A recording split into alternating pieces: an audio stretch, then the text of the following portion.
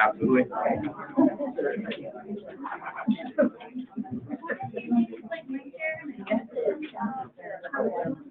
Yeah, Courtney, you can sit up here. Yeah, I'll sit up here. Over here. You guys can You're welcome to sit there. Oh, I think I'll share. Yeah. And I'll just keep an eye on that. Okay.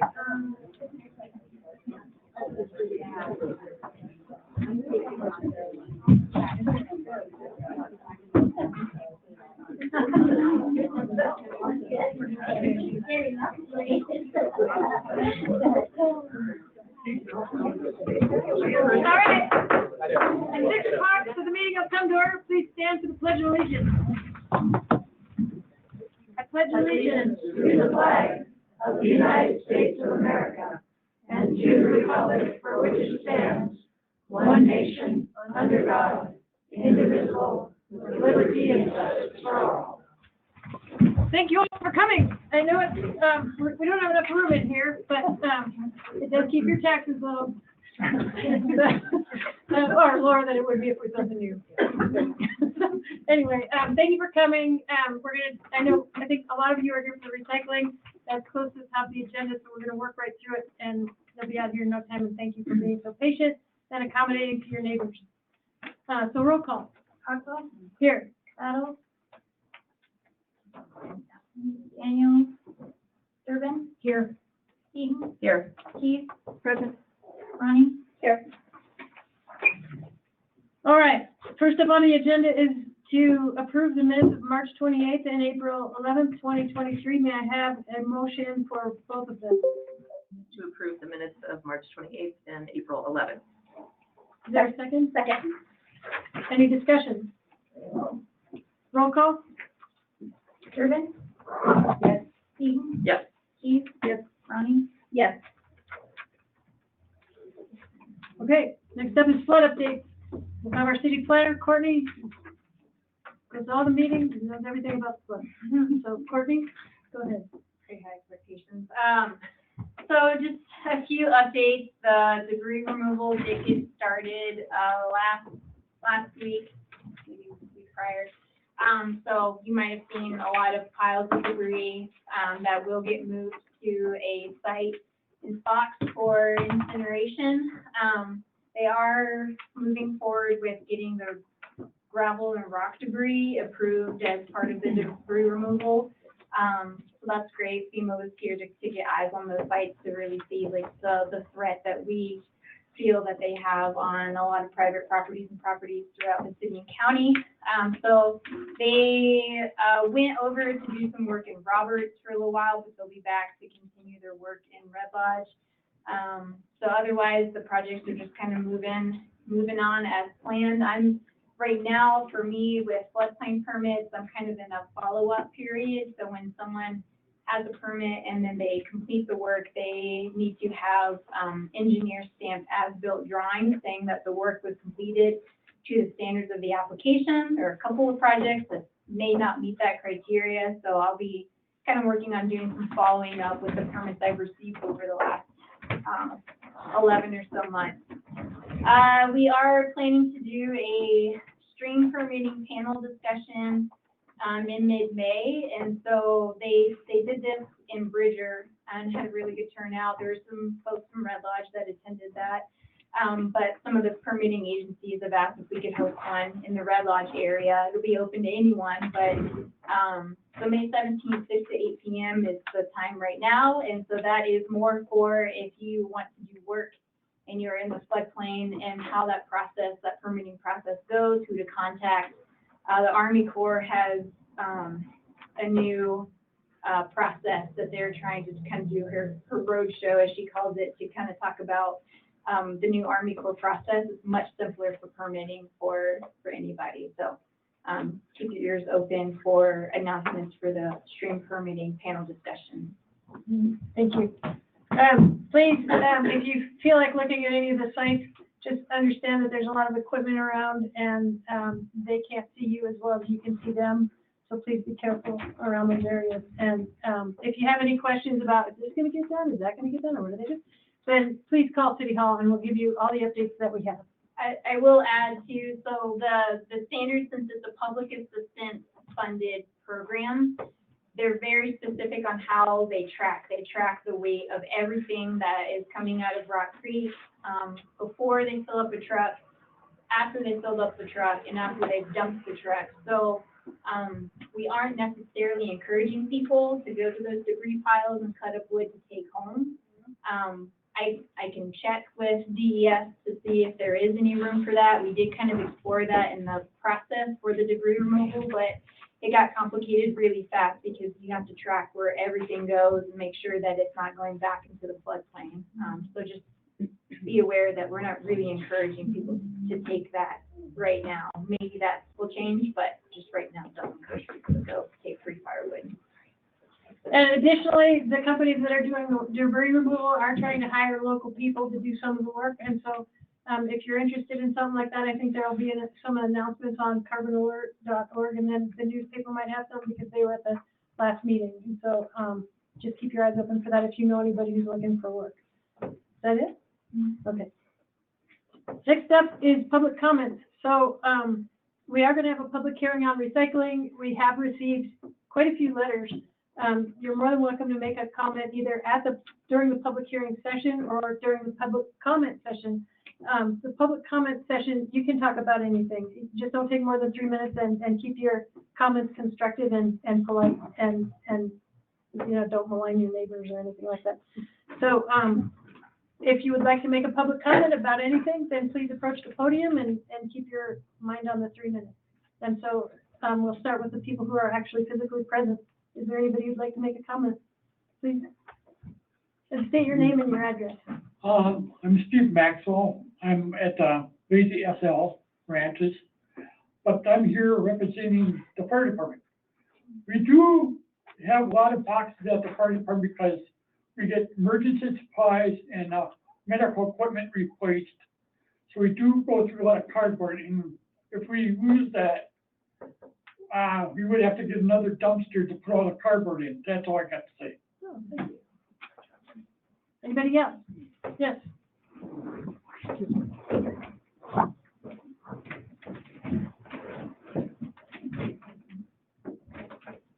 My name is Sue Logan. I live at 418 South Hauser. I just wanted to point out that we need to dispose of our trash in a responsible way, and I don't want to be paying money to stick it in the ground and buildings. I think recycling, it copies what nature does, and if we could do as much as possible to continue doing that, I think it would be to everybody's benefit, and it would help keep Montana as beautiful as it is. My understanding is that the Red Lodge recycling saves the city dollars, but they would have to pay for space in the landfill. Is that correct? What's that? I think my understanding. So we can't answer questions, but you can call City Hall and. Oh, got it. And, Okay. Okay. So that's my understanding. It also provides local jobs to Beartooth Industries folk and other people that live in Red Lodge, so local jobs. And it could be the start of future recycling. When I lived in Denver, they recycled Christmas trees, and at the end of the spring, we could, as a Denver City resident, I could go and get free mulch made of everybody's Christmas trees. We could perhaps, because we have so many, restaurants here, we could do some food waste recycling, turn it into compost, which other cities do. And my understanding is that used cooking oil can be converted to biodiesel, which I think Sam Taproom was doing for a while, and I don't know if they still do it. So anyway, I just wanted to say that I'm perfectly happy to keep paying for, I've been paying $120 a year, which is $10 a month for recycling. And that means I can go to the recycling center Wednesday or Saturday. Some of my friends save up all the recycling and they don't buy a membership. They just go every 3 months and bring 3 months worth of recycling and pay $10. And that, that's also a possibility for people that wouldn't want to pay the $120, but I'm perfectly happy to keep paying the $120. Thank you. Thank you. Anybody else? Just all regarding recycling, if you have like anything. You can talk about anything. Hey. My name is Bob Conifer. I live down here at 302 North Platte, about 3 blocks away. My wife and I are retired, and we're on fixed income, and not a great amount. We bought our house a long time ago, so we have it paid for, so we don't have to worry about that. But I've been supporting the recycle since it started. And I don't mind paying that $120 a month, or a year. I've done that, and I think it's a good thing. I think recycling is important, just because to keep things out of the garbage dumps. And the other thing, the Beartooth Industries, we provide jobs for those people. I have a good friend in Helena that was working at one similar to this. She's quite handicapped, and they closed it, and she just sits at home now. And it was really something important for her, and I think that's one good reason why we should continue to find ways for those people to find work. So I'm totally in support of paying my taxes for it. Thank you. All right, let's not do that. Michael Keys, McDonald Avenue, Red Lodge. I'm actually not speaking for myself. I'm going to quick read a letter from another citizen who could not be here tonight, named Greg Stevens. Greg has to say, we are writing in support of the city of Red Lodge taking over the Recycle Red Lodge program. It is important to the environment, the community, our children and grandchildren that this program continue. It is our turn to step up the environment. The hard work of the Recycle Red Lodge board and the tireless work of many volunteers, particularly Gina Berghoff, many, many pounds of paper, glass, cans, etc., have not gone into landfill. Most have been recycled. Also, Recycle Red Lodge currently provides jobs to Beartooth industry workers. This is important work to keep them employed. Because we believe recycling is important, and we've seen the passion and commitment of Gina, we have generously supported Recycle Red Lodge financially for the past 4 years. We will commit to donating $5,000 in 2023 and 2024 to Recycle Red Lodge to help subsidize those residents who find the $6 a month fee a burden. We encourage others who are able to also contribute to this effort. Recycling isn't glamorous, it is dirty work, but it is important work. The current 501c3 Recycle Red Lodge would be happy to handle the disbursement of the grants in 2024. The grant will cover 138 households, offering a 50% break in fees. That's on behalf of the other gentleman. I think I still have a little bit of time left, and I just want to say once again, I'm going to beat the dead horse. Whether we pay it in recycling or we wait for Allied Waste to raise our rates, we're going to pay for this out of pocket in one way or another. Trash doesn't just go away and disappear. It's an economy thing. It's jobs. It has to be paid for one way or another. Personally, I'd rather see it keep going out the way it's been going out and not go out in the garbage. Thank you. All right, next. Okay, come on. Oh, we have two.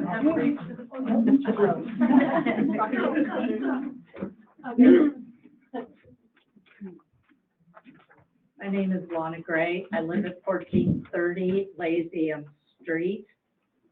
I'm here tonight to try to put forth the idea that the city government is not made, organized to handle what is basically being projected, or the project here, to recycle.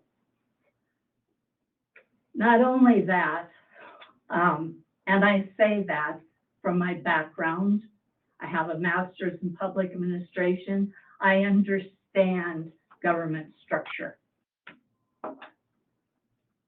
Governments are not in the market to be private industry.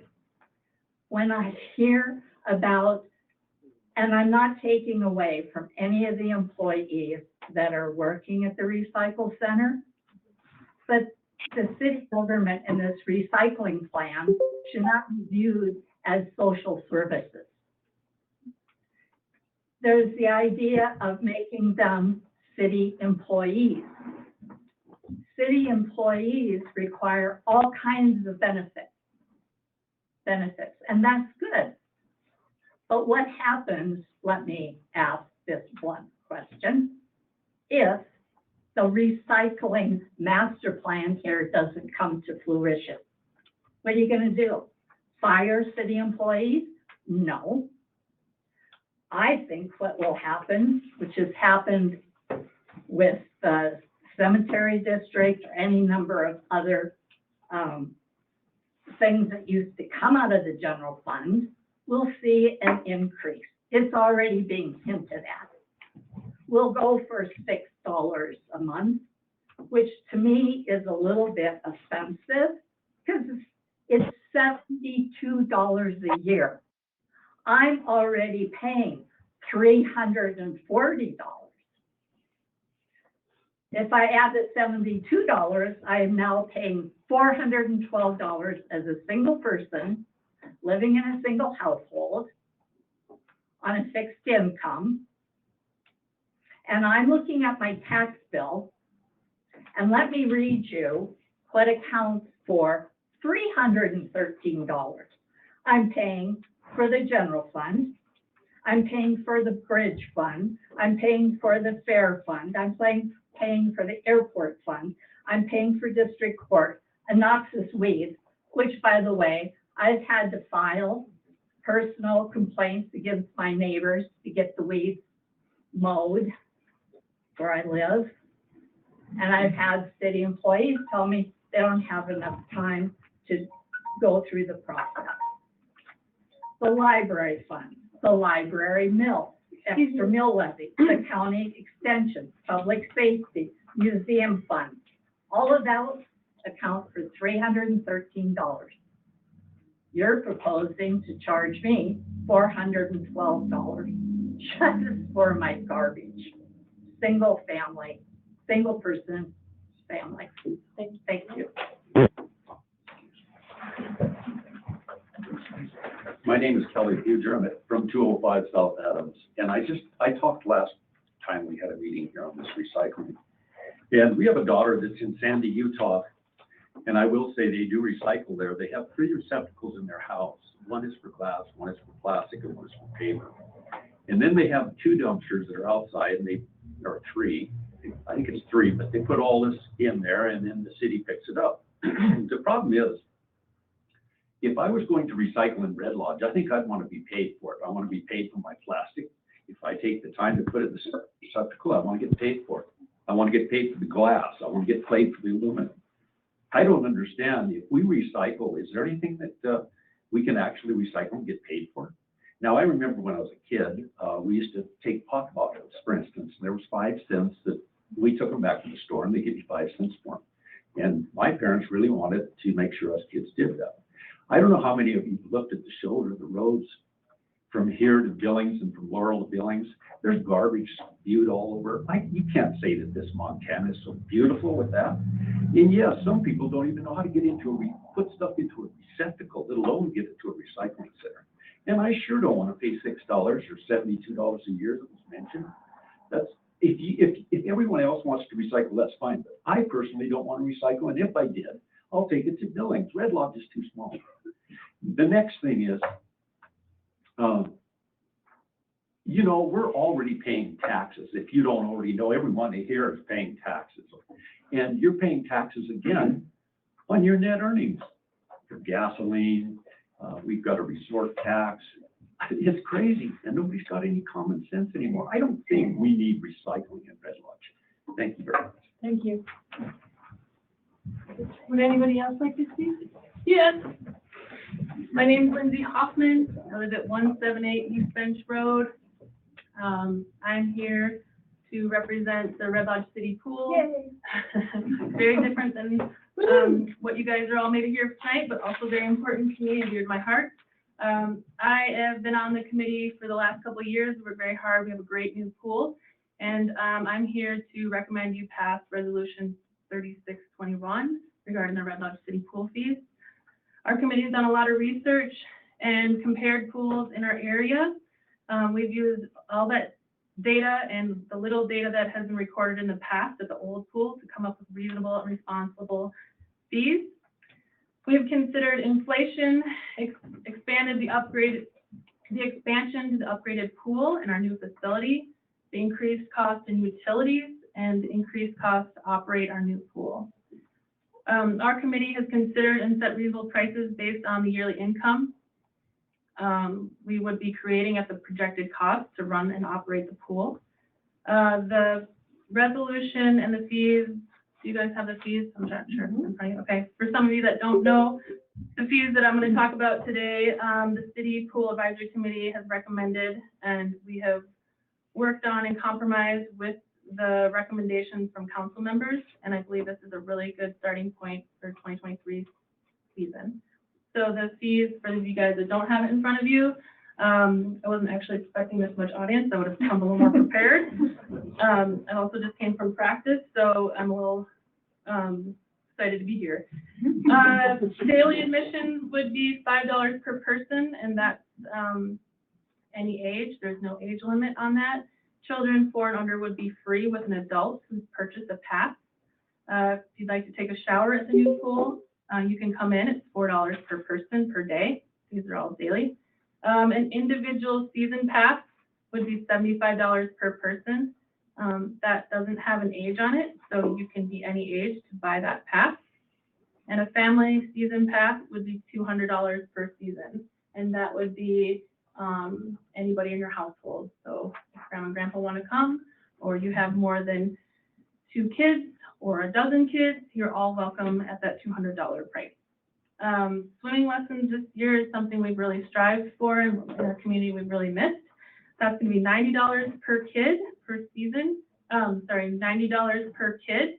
I'm going to get into the little lessons really quick before I go here in a minute. And then we're also going to offer some event fees if you'd like to rent the pool after hours. There's $150. So I'm really excited to present those to you guys, and I really ask you to consider it. We've all worked very hard and come up with a lot of research and facts, and this is what's presented to you, and I think it's a good compromise between our committee and the council. So that's an opportunity tonight, but swimming lessons is super important. I'm sorry, I have one more thing to say actually. It's important to our committee when we were setting these prices that we took into consider our local community who are using the pool frequently, and for travelers who only visit the pool once or twice a season. So that's why you see those opportunities as season pass versus daily passes. The goal of the season pass fees. Okay. You guys sure you don't want to hear about how great our swimming pool lessons are? You'll have more. We're going to talk about all that during the resolution discussion. Okay. So I strongly encourage you guys to pass resolution 361. We need updated responsible fees to reflect our new facility and its users. thank you. Thank you. And I have some stickers if anybody would like a pool sticker to support our pool. All right. Who else would like to speak? Come on up. I have a lot more to say, but you can talk to me later. Hi, I'm Lenny Reed. I have lived in Red Lodge for over 50 years. My grandparents lived here. I have no beef with recycling at all. It's all well and good for those who want to do it. My concern here, great concern is for the elderly people in this town who are in limited fixed income. And I feel, and I've talked to people, that they feel like $72 a year doesn't sound like a whole lot. But as somebody else previously pointed out, it does add up to a lot. And that is my main concern with what the proposal is right now. I feel like I'm forced to pay this. And I don't like that feeling, you know. And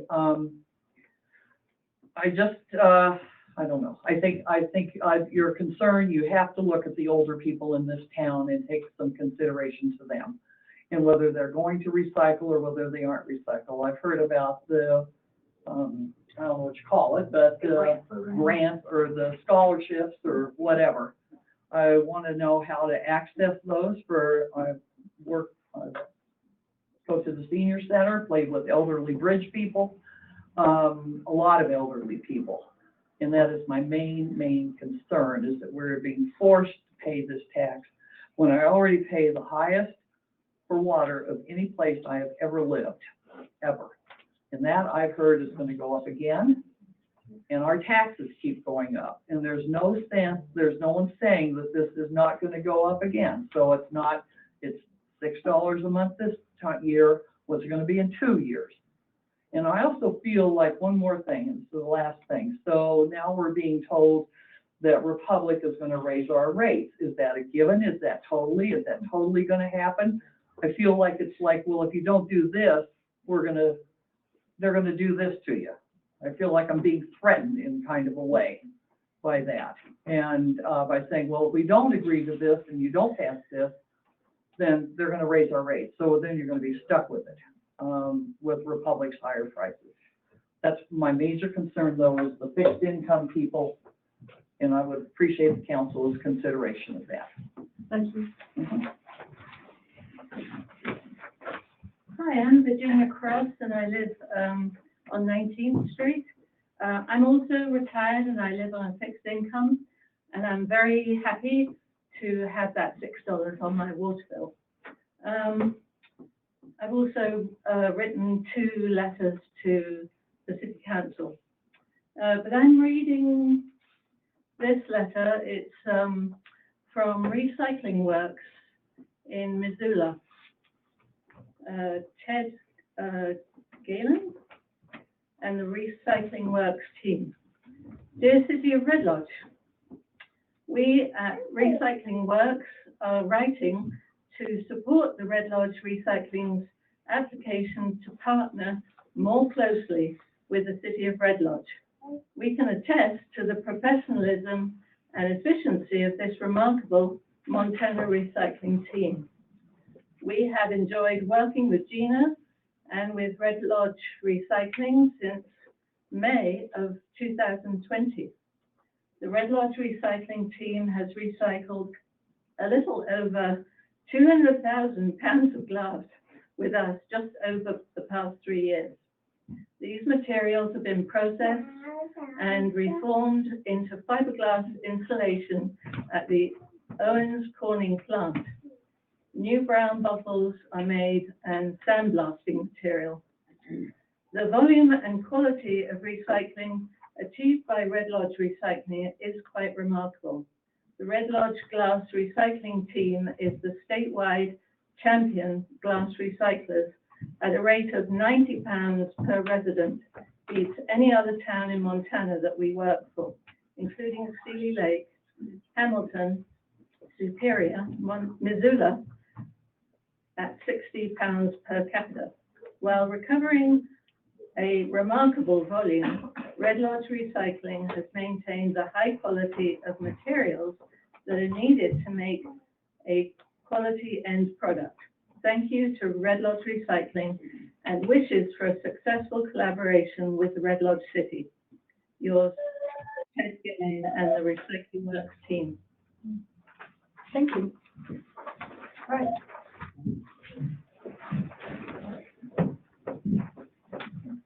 Hello, Julie Berg, 48 Canyon View. I know I'm not within the city limits, but I just wanted to put this to the counselors that are considering this issue. There are a lot of people outside of Red Lodge city limits that have been incredibly happy to pay for the privilege of recycling. It's not forced. It's something that people either agree to do or don't. And I hope that the finances have taken into consideration that there's a wide variety of people outside the city that can help subsidize, for lack of a better word, people within the city limits, and perhaps even raise that rate. So I know there's a threshold, and I think people outside the city should be considered, and even, you know, a campaign to get more people outside of the city coming in for that annual subscription, and for those who are passionate about it, making sure they have the opportunity to supplement the city itself. Thank you. Anybody else? And there's gonna be another opportunity for recycling coming.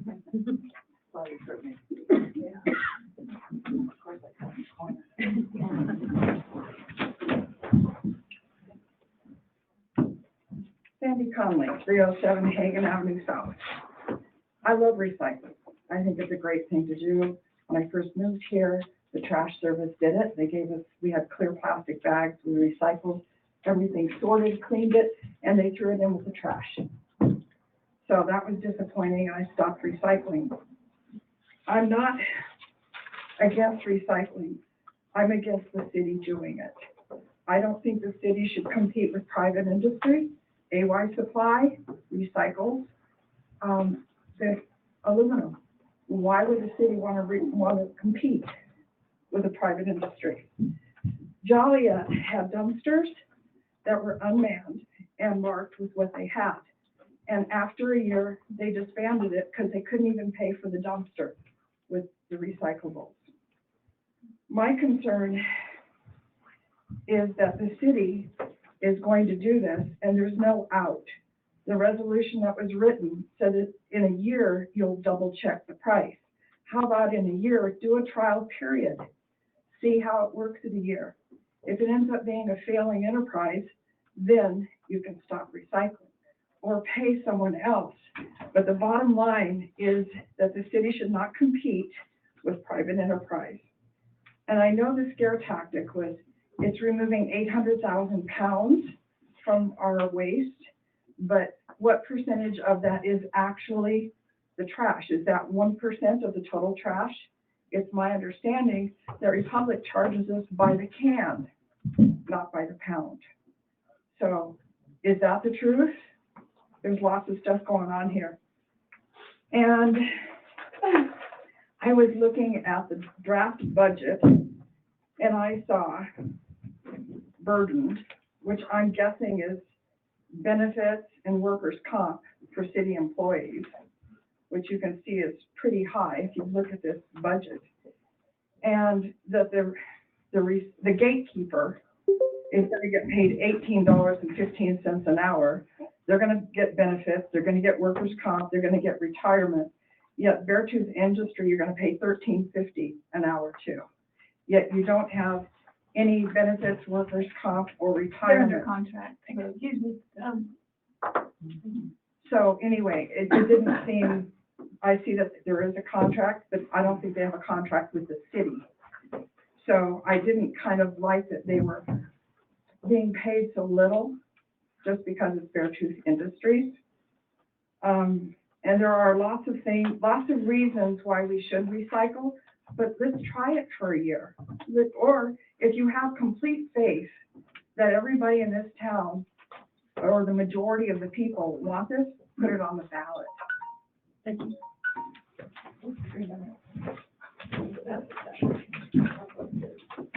Tom Coley, 106 South Adams Avenue, and I'm here in support of the resolution put forward for the city to manage solid waste recycling. I do believe it is the city's responsibility to take on this effort. Just like I pay for my money to have clean water delivered to our public water supply, just like I pay money to dispose of my sanitary sewer. Why is sanitary sewer any different than our solid waste? Solid waste is solid waste, whether you recycle it or put it in a landfill. You know, as Mike Key said, you know, we're going to pay for this in one manner or another. And I just want to say that I think this would be a huge step backwards if we were not to pass this resolution and have not have any option for recycling in this community. Thank you. Anybody else? If there's nobody else, we're gonna talk to the people online. And there'll be another opportunity, like I said, at public comment for recycling. But if you have anything else you want to talk about on any other matter, now's your opportunity. So is there anybody online who would like to have a comment about anything?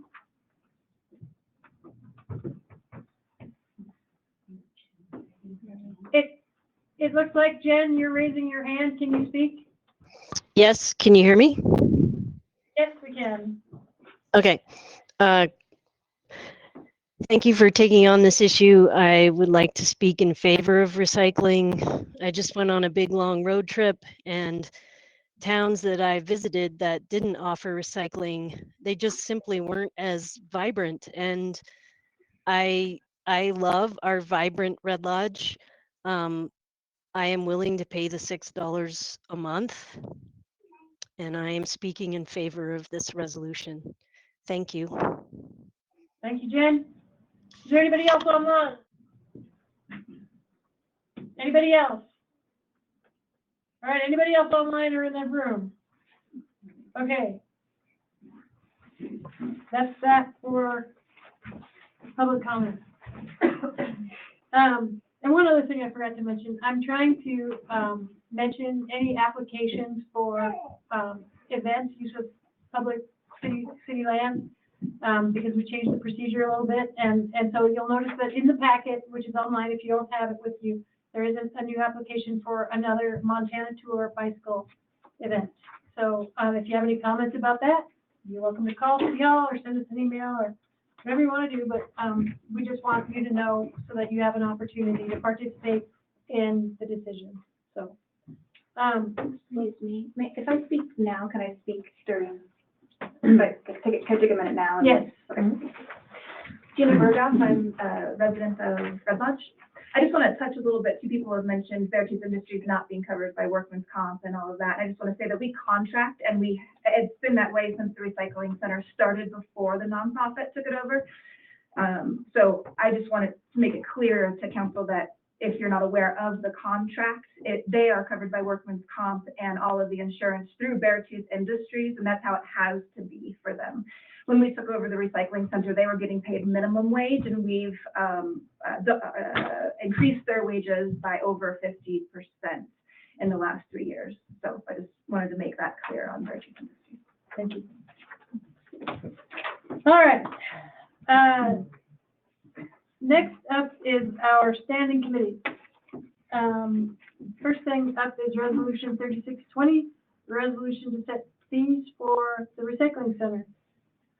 So this is going to be a public hearing, and we'll have a little bit of an introduction, and then we'll begin the public hearing. Thanks for allowing me to reintroduce ordinance 3620 to set fees for the operation of a recycling facility. This is our second reading of the ordinance, which proposes a $6 a month fee for city residents to use the recycling center. This fee will temporarily be added to monthly water bills. It also allows for memberships for those outside the city for $120 annually, for business memberships, which are $300 annually, and for one-time drop-off fees of $10. We have spent time preparing a budget, which is included in tonight's packet, and this will be set up as an enterprise fund, meaning that fees will cover the operations. So a bit of background. After the city dropped the recycling program in 2018, a nonprofit group stepped in and has successfully run the recycling center for the past few years with the intent of organizing and stabilizing it before having the city resume operations. The group has now done that, and the city council voted unanimously back in January to have the city take over operations of the center starting July 1st. If the city chooses to not fund the recycling center, it will simply cease to exist, and Red Lodge will no longer have the option to recycle many things locally. The previous and current council have spent a lot of time on this project and planned 2 public hearings instead of the normal 1 public hearing required in order to get community input. So thank you for coming to give your input. So where are we now? We've received many public comments about the recycling center. Most of us agree that recycling is good and is the right thing to do for a city like Red Lodge. Due to the quick timeline of the recycling center potentially closing July 1st, we wanted to get funding in place so that didn't happen. We felt it was imperative that we not let the operations of the recycling center lapse. Otherwise, we would likely lose our key employees at the center and also lose momentum in the program. Using the water bill instead of putting it on with our other solid waste costs was the simplest way to guarantee uninterrupted service and provide immediate revenue to the city to cover the costs of the center. The ordinance requires an annual budget review of expenditures and revenues to determine if the fee is appropriate. The city, during its review, may also investigate alternative funding methods. It may make more sense to have the fee for recycling center lumped in with our other solid waste costs on our tax bill. The ordinance also calls for an annual review of the center's usage to determine if it's meeting the needs of the community in terms of hours of operation. So that is the introduction, and I'd like to say that we've got our first check from Gretchen for the recycling center. Can I have I'm sorry to interrupt you, request information, some point of information from you. So the only resolution coming to my mind was resolution number 3600, and that didn't say that we unanimously said we would take back recycling. So what resolution are you talking about? The resolution from the first meeting in January, I don't know the. Are you talking about 3600? Because it reads, the city of Red Lodge shall hereafter conduct its due diligence to determine if it is in the best interest of the city to assume supervision and control over the recycling operations in town. In doing so, the city shall review the logistics of supervising and operating the recycling program. So just as a point of clarification, that's very different than saying that we unanimously said we take it over. And so that is one of the reasons in January, I gave that overall presentation of what it would mean for the city. So I don't, just so that people understand that that was not a given that we're going to take it over. That's not what we're referring to. And we can talk about that more during the discussion, but right now we need to get on with the public hearing. Right, but that's a point of clarification, because again, what I'm trying to do is make sure I've heard a lot of things that aren't true on both sides of the argument. So I just want to make sure that people hear this, if they actually hear what the facts are, so. Thank you. So with that, the public hearing is now open, and if you'd like to speak on recycling or against or any considerations, please approach the podium. If you said something, then, you can come up and reiterate it or not. That's fine.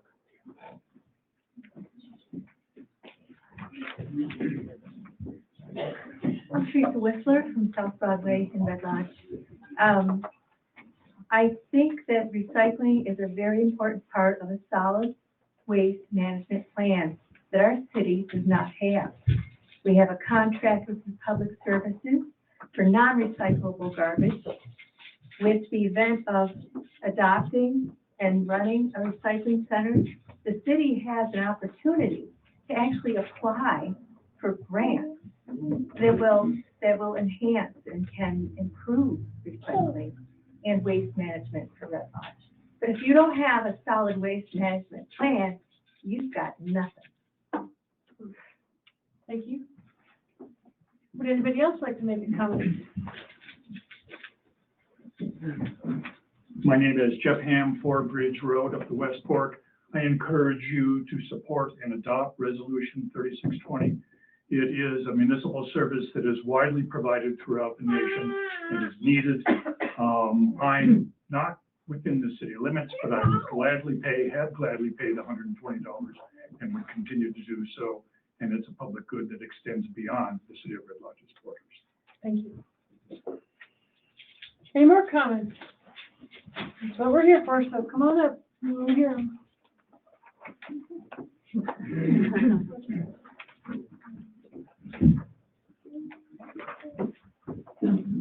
Wanda Kennecott, Bobcat Circle.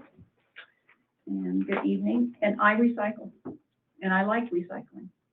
But I do not think it should be compulsory, and it seems very strange to have it on my water and sewer bill. What is compulsory is, as somebody did say, is our annual taxes under the category of Red Lodge garbage for a total of $339.84. Solid waste collection is a typical municipal health related, whether it's water, whether it's sewer, whatever it is. It is something that cities provide and take care of, ambulance or whatever. And what we already do with our solid waste is required. Having yet another required method of garbage disposal is an elective that not all can afford. And here, this bothers me because I know people, not all of us can afford. It's an excellent choice to have available, and I'm glad of that. My preference is to continue to pay as I go. And that would not add up to $72 as it currently is, because every 3 or 4 months I go, and if I have to, I go more. And that 72 plus the $339.84 for solid waste collection that it would then be. Non-residents will have the privilege of a $10 drop-off fee for each visit, which is what I enjoy now. So they're getting it, but we're not in the city to have the $10 drop-off thing. The proposed resolution that sets the fees for the initial resolution to implement a recycling program I was really surprised when I saw, and the notice for the public hearing. I could easily have voted yes for the initial resolution, but I'm leery of the implementation of how it's going down with going on my water bill, you know, and it's mandatory, et cetera. Participation is compulsory. Residents may not opt out of the fees. It's going to be added to my bill, my water and sewer bill, which seems a little strange. Non-residents have a better deal, like I said, with the $10 drop-off fee. In that case, small businesses seem to pay the same as large businesses, and I don't know if I were in a business if I would be happy with that. If the city was going to demand participation in payment, I really think that should have been in that resolution. That's a biggie, to demand something that people have to pay all of a sudden your participation, and to, you know, to implement that. But perhaps there should have been an opportunity for residents to vote on that. This is a dump. It's a really good thing for the universe, but it should have been taken into account whether everybody in Red Lodge can afford another method of service for solid waste collection, another method for service of solid, you know, waste collection.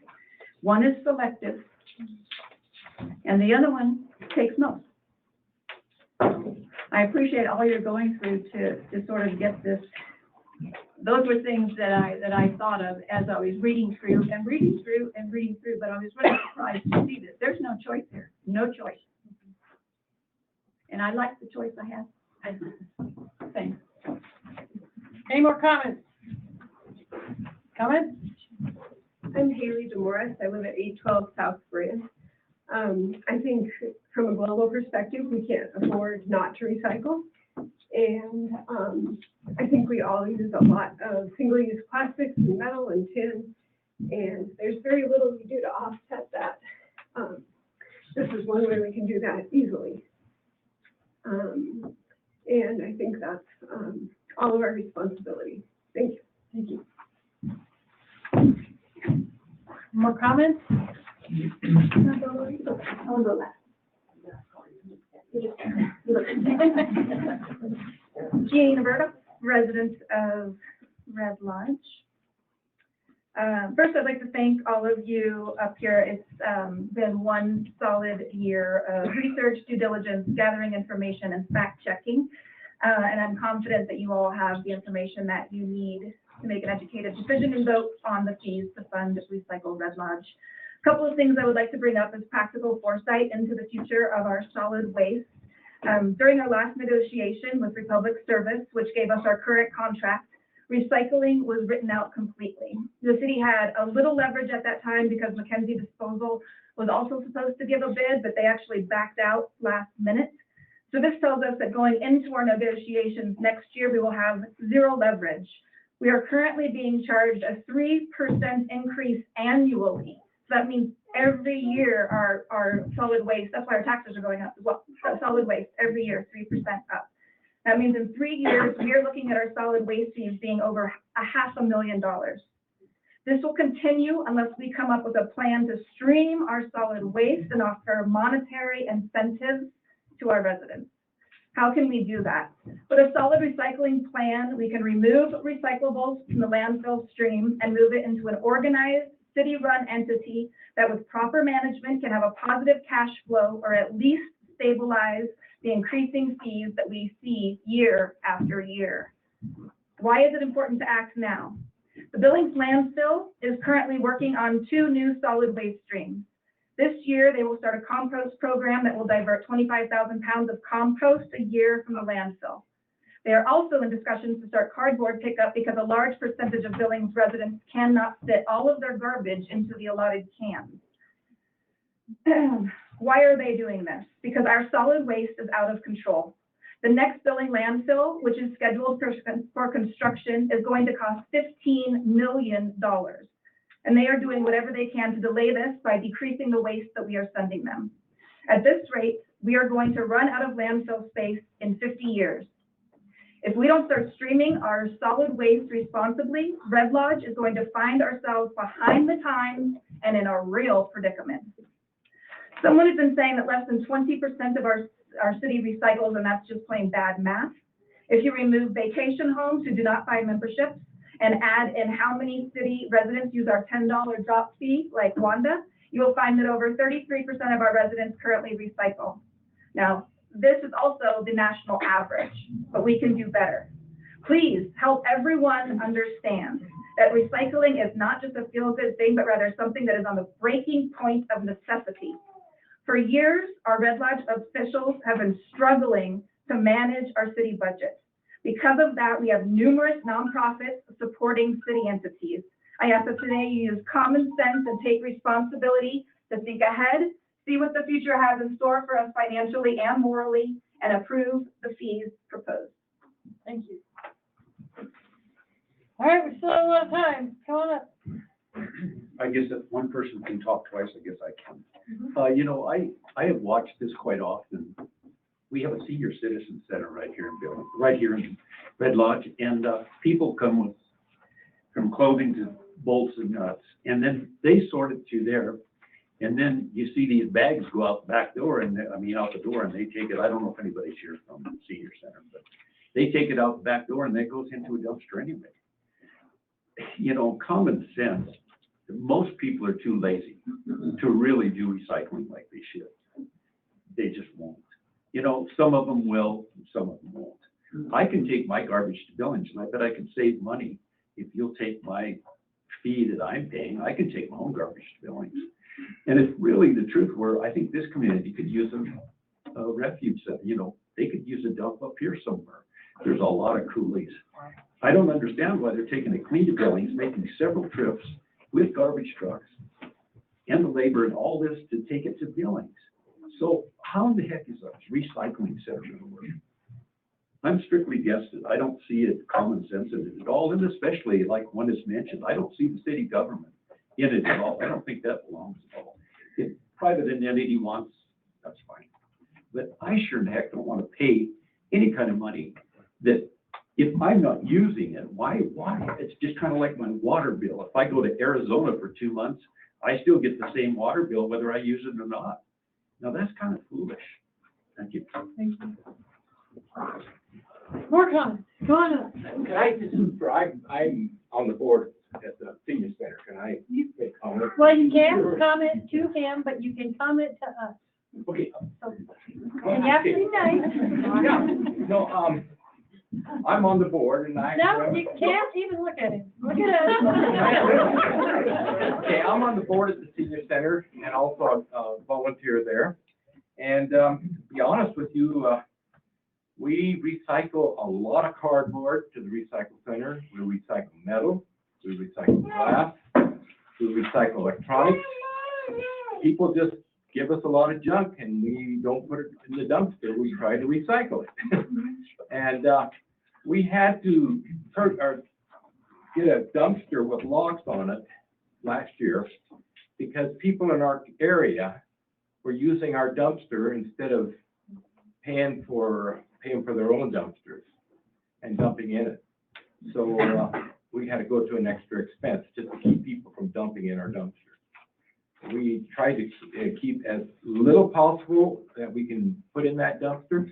We also send recycled clothes, all the clothes that don't have the quality of clothes that we want, we recycle them and they're taken in.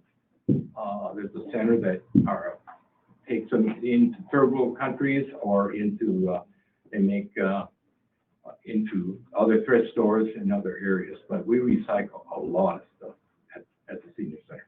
Thank you. More comments, please. Anybody else have anything to say? Susan Wadsworth, and I live at 415 South Hauser. I just want to say I'm a bona fide old person on a fixed low income, and I think our city needs to do this for the common good and for the good of future generations. Thanks. Thank you. More comments. We want to hear them. Patricia Decker, I'm in the city and I live on South Adams, and I'll just echo everything that you said. I'm in support of the city taking over recycling. I've recycled all the different ways it's been administered. I think it should continue, and I'm willing to pay the $6 fee if the city takes it over. Gina Santana, I live outside of the city limits, and I would like to ask the city to support this resolution. I think it's the responsible thing to do for future generations. I will be glad to pay my membership. And Thank you. Janet Garrow, 822 South Magellan. I'm totally for passing this recycling. We really need it for,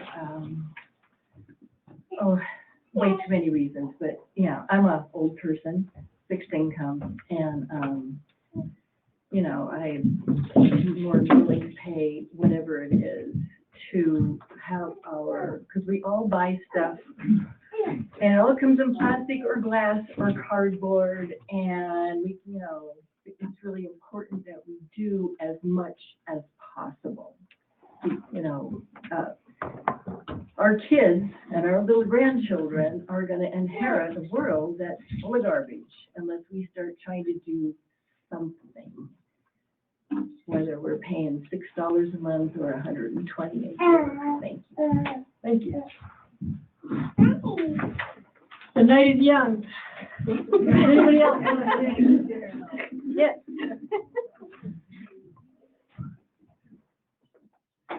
Steve Smith, 517 North Hauser. On behalf of my wife Hope, I want to say that we fully support this. We encourage the city council to approve the recycling. It's just in our view, it's the intelligent thing to do going forward. As a volunteer at the recycling center over the next couple of years, it's just watching the amount of material that comes in and gets recycled. We can put figures on it, pounds and things like this, but to see the massive amounts of, especially cardboard, but all kinds of things that come in that would go to a landfill, to someplace that would not be reused or recycled. It's just it's staggering.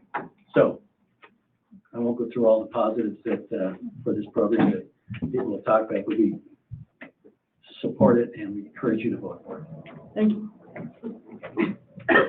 Can I comment again? Or I'm only limited to one. You didn't use up all your time, so you can have a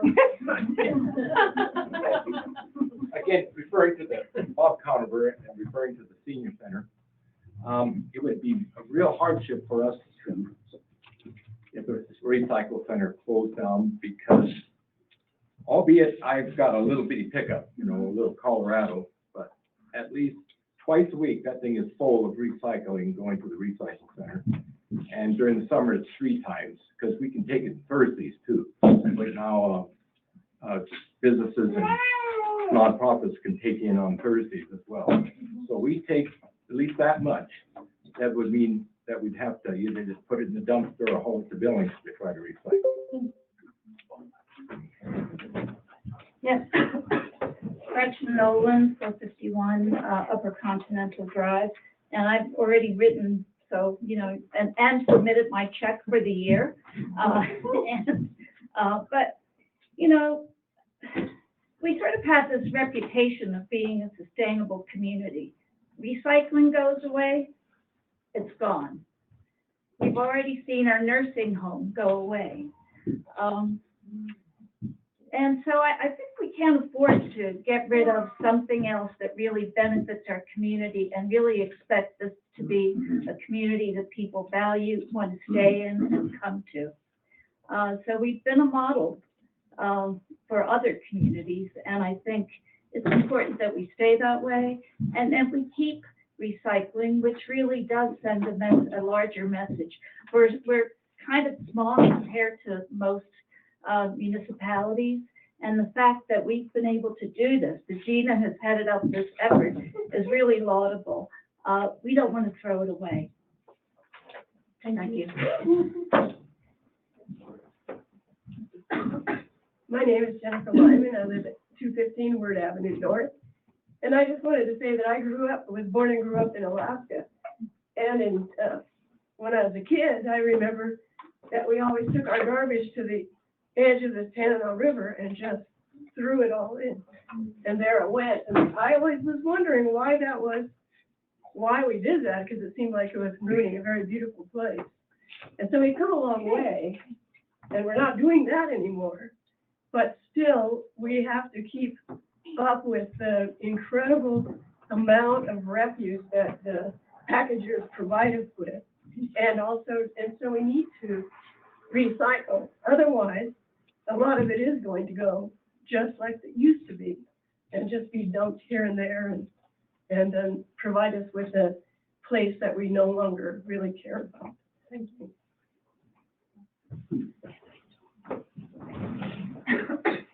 My name is Kate Belinda. I live outside city limits, but I am the high school green team advisor. I utilize the recycling center for recycling recyclables from the school district, which includes a large amount of cardboard, paper.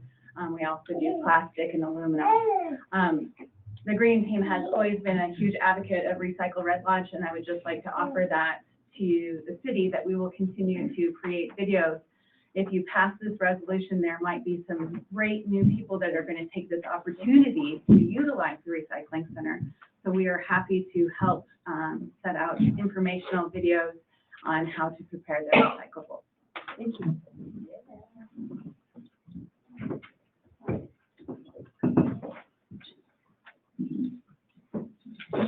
Barbara Ostrom, 7 Black Bear Road, south of town, not in the city, but I support the recycling resolution, and I hope you're hearing that from the crowd tonight.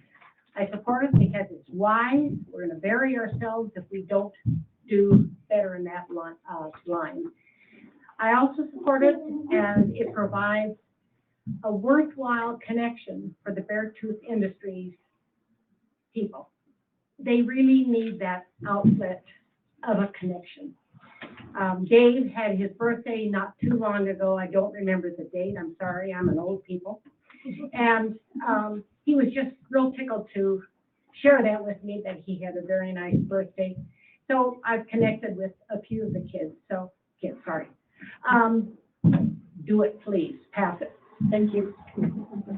Is there anybody else? I'm going to say one more. Okay. Tom Foley. However, I'm not going to speak on behalf of myself. I want to speak on behalf of someone who's not here today and who's no longer in this world. People who've been around a while remember Norm. Norm Vance. Everyone remember Norm? Norm tirelessly went around and collected cardboard from all businesses around the community. He preached of recycling. He preached of taking it beyond the city of Red Lodge to the county. He is the one person, I think, who really got it, at that time.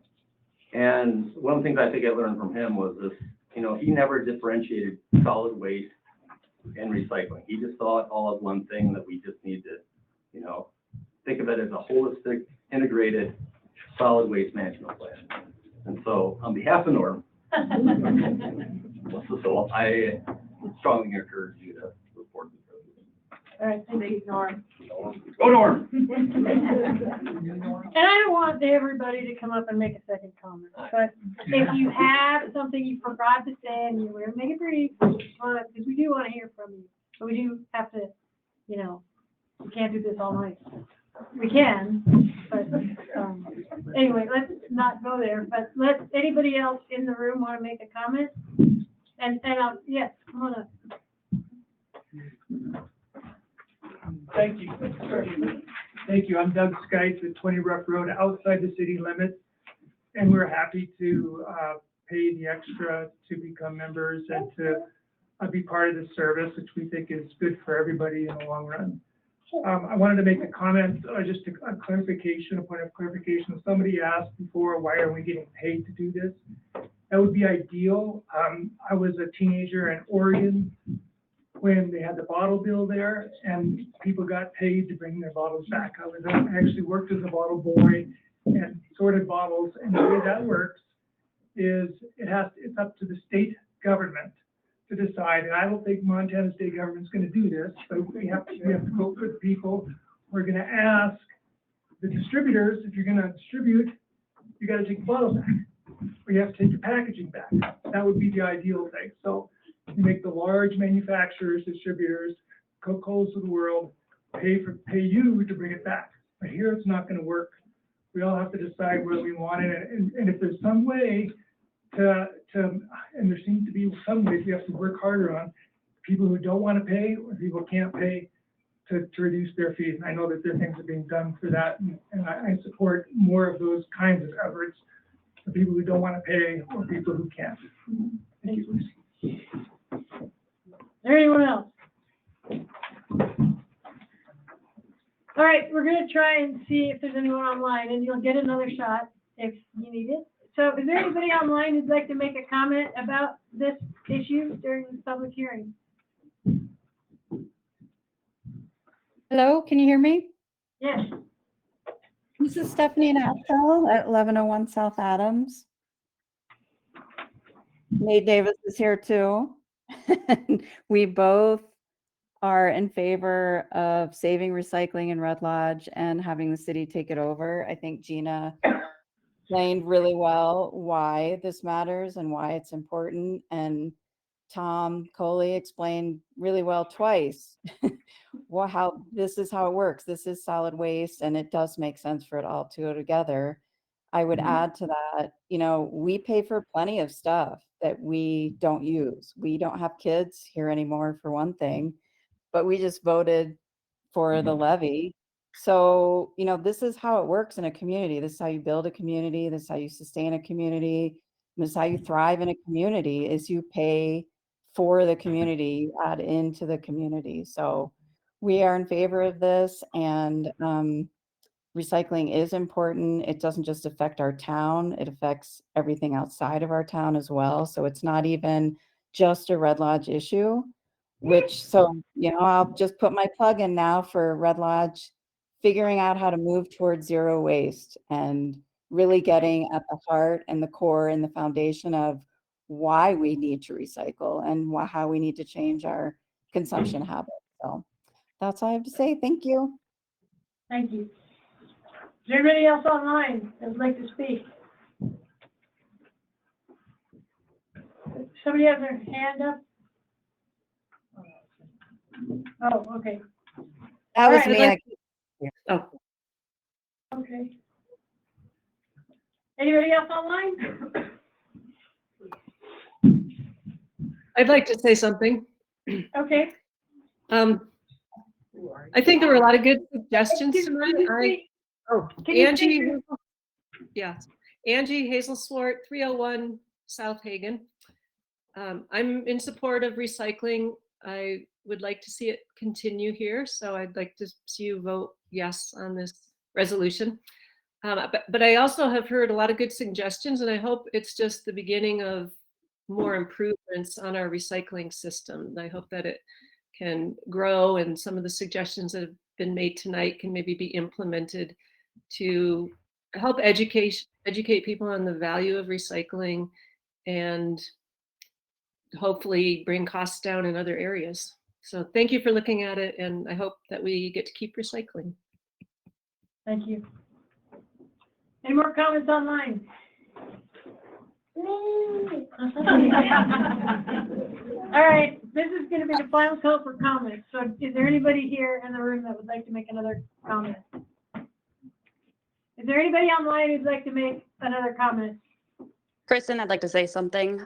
This is Hannah Coley of South Broadway Avenue. There's been a lot of good key points, I'm sure, made today in support of recycle, and I just wanted to say that I also support it. And just coming from the governor's conference, there was a big talk about sustainable tourism and how that is increasingly growing, and I think that is another aspect that probably hasn't been mentioned today that could also help the community. Thank you. Is there anybody outside that would like to come in and make a comment? Yes. Okay. How about pool stuff? Okay, just a minute. Okay, so this is the last call for comments on recycling. Going once, going twice. Right, public hearing is closed. Thank you very much. It's much appreciated on all issues, but that was a public hearing, so. Next up, and we'll have, stay tuned, keep an eye on the agenda, and the vote on that will be posted, in the near future, okay? Just stay tuned.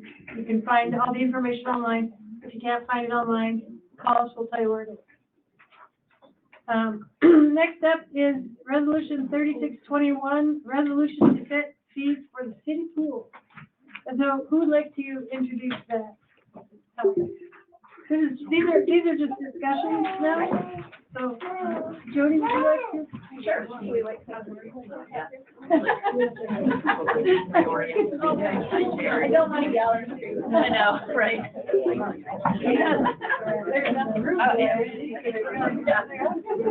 Now everyone can sit.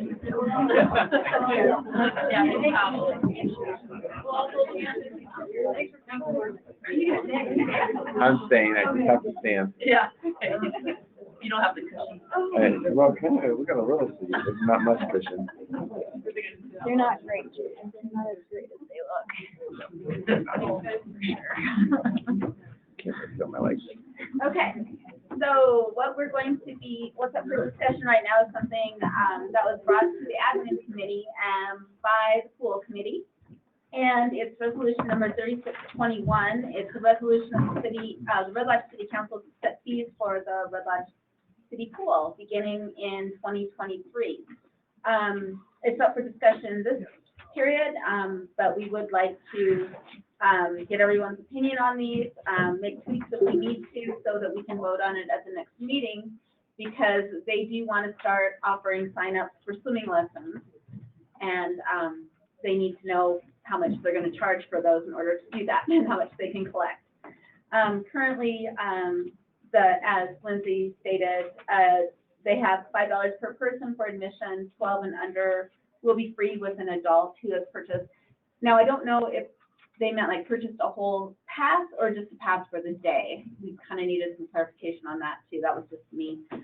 Showers are $4 per person per day. Individual season pass is $75 per person. Family season pass is $200 per person. Swimming lessons are $90 per person per session. I'll let Lindsay talk more on this stuff.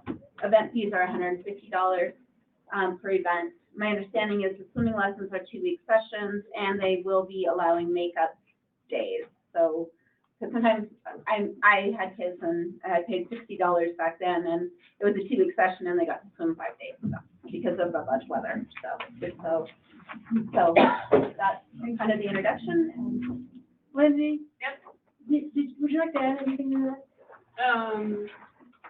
I guess, do you want me to clarify some of those? Yes, please. Okay, so your question on the admission for $5 per person? Yes. That's children 4 and under are free with an adult who purchased the pass, and admission for $5 per person is for all ages.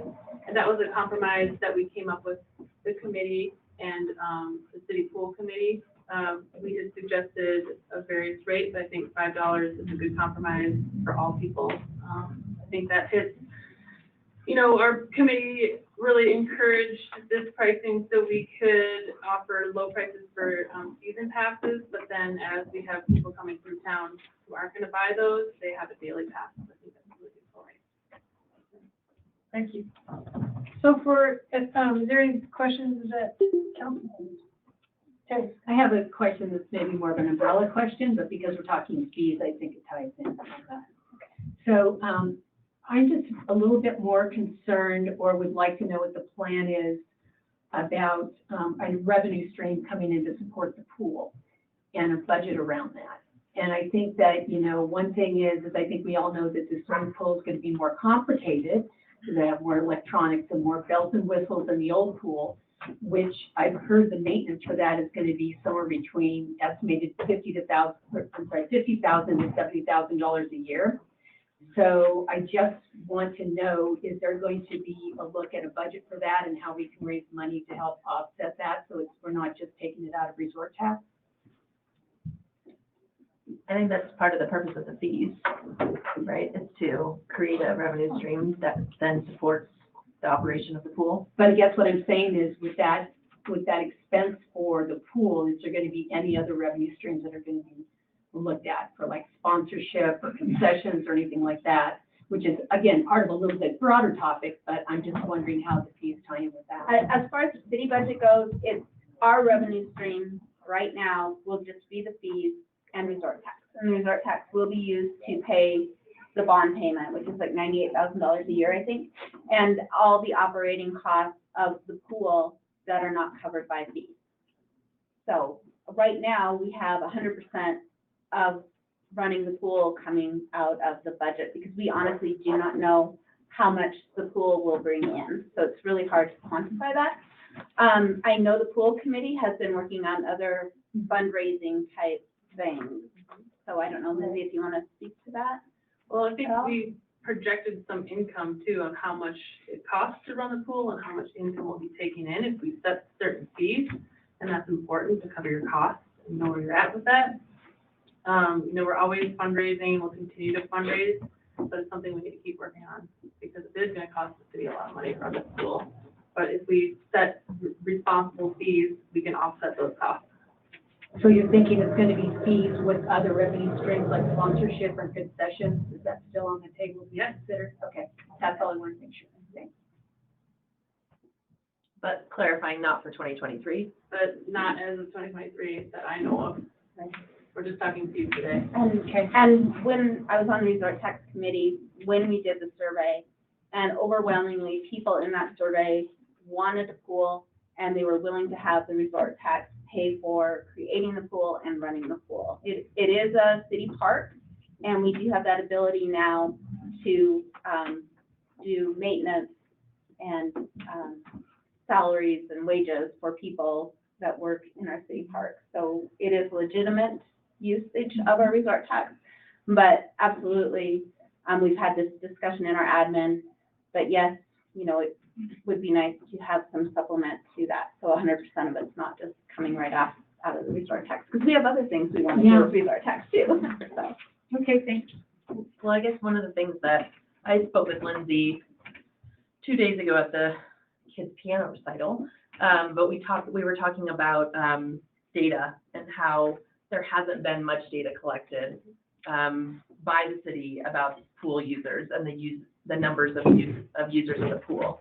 So I think they have plans to do that this year. So to your point, Terry, hopefully we can get some good data and some good numbers about how many people are utilizing the services of the pool.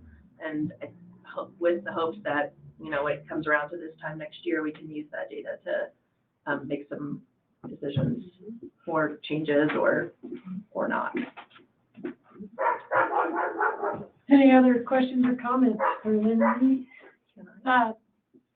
This is just a council discussion. So I just had a quick question. Can you call City Hall tomorrow and? Sure. Okay, good. And we'll make sure you get your. Go ahead. Is there any more things that you guys want to talk about? I guess I would just like everyone on the council to, you know, feel free if you feel something is excessive or not enough. You know, there is going to be some scholarships out there, you know, funding, because that was my main concern when I first saw the fees. It's like, I want everybody who wants to learn how to swim to be able to take lessons, you know, because I think it's very important. And $90 per session, if you have 2 kids, might be a lot, you know, per child, you know, that's $180 for a family to take swimming lessons. And so I really do appreciate that there will be help out there, some financial help that through the foundation and the pool committee, I think. Yep. Pool committee and private donors, Boys and Girls Club and private churches have offered, all stepped up to help support that. Okay. And that will be well advertised when people are signing up for that as well. All right. Well, one of the questions I did ask Lindsay that other people might be thinking too is about the family season pass. You know, what constitutes a family? Are you going to have to show proof of residency of where you live and what house you're at, and you know? So if you could just speak a little bit to that, I think. Our whole goal is to simplify this whole process and make sure all people are welcome to swim in our pool. make it easy for families and affordable for families to come, because I don't think there's really a great definition of family, and I don't want to create that because all of our families look different. And so if grandma and grandpa want to come by, or aunt and uncle want to come by and take kids to the pool, they will fit under that pass. And will there be like a physical pass? Something that they'll like That's show something we're or? working out. So our pool committee is going to fund software that you'll be able to collect data, so we actually have hard numbers and not just emotions, but hopefully we'll have something like that. One of our committee members is actually researching that and looking to pull the trigger here in the next couple of days. So that's the whole goal ultimately, is have some sort of like gym membership or pass. Besides your name. And for the swimming lessons, the $90 per person, is that do you guys have specifics about how many days a week that is and for how many weeks? Yep. So it'll be swimming lesson sessions. There'll be 4 blocks. Each will run for 2 weeks, and that's Monday through Thursday each week. And we save that Friday so you can have a makeup day, or if there's bad weather, something like that. So with that, we'll be able to get roughly, I think it's 200 kids through swimming lessons this year. And at $90, that's $18,000. So having swimming lessons is super important this year, not only because it's a life skill, but also because it's a source of revenue for our new pool.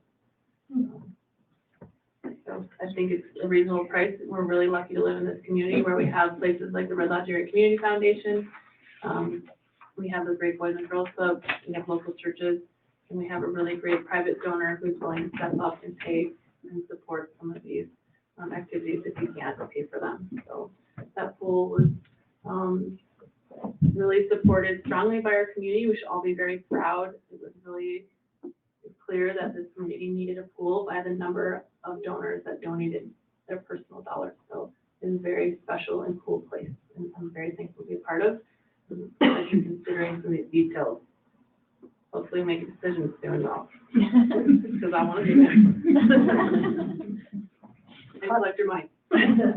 Responsibly. Any other questions? Pepper me. Does anybody else have questions for me? Sorry, I have one more. Yes. Okay, so the event fee, the $150, so I heard you say it's for after hours, so talk to me more about that. Okay, so this is another revenue idea we've had.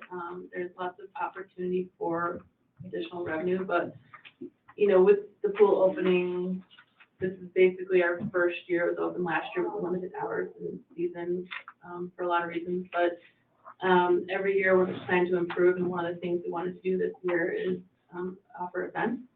So we rent the pool out after hours. That would be, actually, let me see if I have it on my sheet here. But basically, it's going to be Friday night, Saturday night, or Sunday night. You'll have opportunity to rent it. It'll be after lessons, after open swim, and after lap swim. And a lot of these things are really great and grand ideas. They're going to hinder on weather, and also if we have enough lifeguards to staff these all these hours. But I don't doubt in my mind that we won't. So it'll be an opportunity to rent the pool after hours. So I think it's 6 to 8 off the top of my head. So basically $150 for 2 hours. Yes. Cool. Okay. I did have one other comment from someone who had reviewed the fees, and they felt that, the daily fee of $5 was great, but they felt that we might be discouraging people to buy the family pass at $200 because there's such a huge discrepancy that we might want to lower the family pass rate down to like $150, so that we're encouraging more people to buy passes instead of just the $5 per day. Can I respond to that? Yes, please. Okay, so we put a lot of effort into these numbers. It's amazing how much research and conversations and meetings, and I appreciate all your feedback. In my opinion, that suggestion I'm open to, but I think it's going back in time. So in 2014, 2015, our family season pass was $125. In 2015, 16, it was $175. And I feel like if we go back, that's with our old pool, and we have a brand new pool. I don't think you can reduce rates. You have to consider inflation, the cost of our new facility, the lifeguards' wages, and that's why we set $200.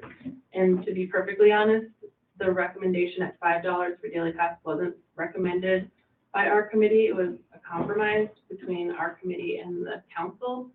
We actually had daily fee higher, and that was to encourage people to buy season passes at $200. So, if you want to, I totally agree. If we have it at $5, it is going to take away from the family season pass. So you have to decide what you want to put the fees at. Raise the daily rate to encourage people to buy season passes, is my opinion. But I'm willing to compromise. We can set some fees. What did you guys suggest the daily rate be? I think our daily rate was suggested at $8 for adults. We also broke it down between adults, kids, and then I think we also had a senior citizen rate. So, but all those can be done with our software and tracked with data. But if we want to simplify it for this year, I think this is a good compromise, and we can use this as some building blocks for years to come. Thank you. All right. Any more discussion on this issue? Jen. Yes, Jen? Hi, thank you. I had a question for Lindsay. Lindsay, what is the full season going to be like? Open date to close date expected to be? Good question. So our grand opening is going to be June 3rd. That's the day after. It should be a Saturday. We're going to have a big party and a barbecue.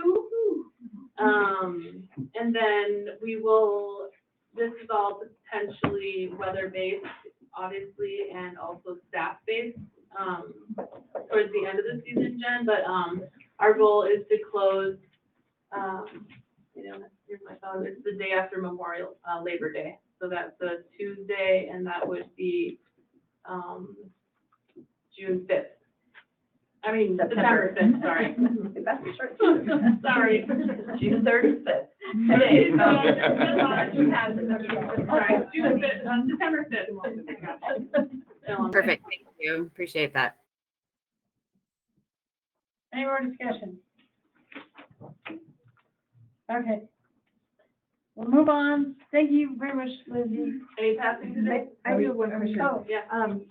Do you remember, I should know this, but do you remember what the pass rates were, the daily pass rates were last year or the year before? We didn't charge last year, but the year before that?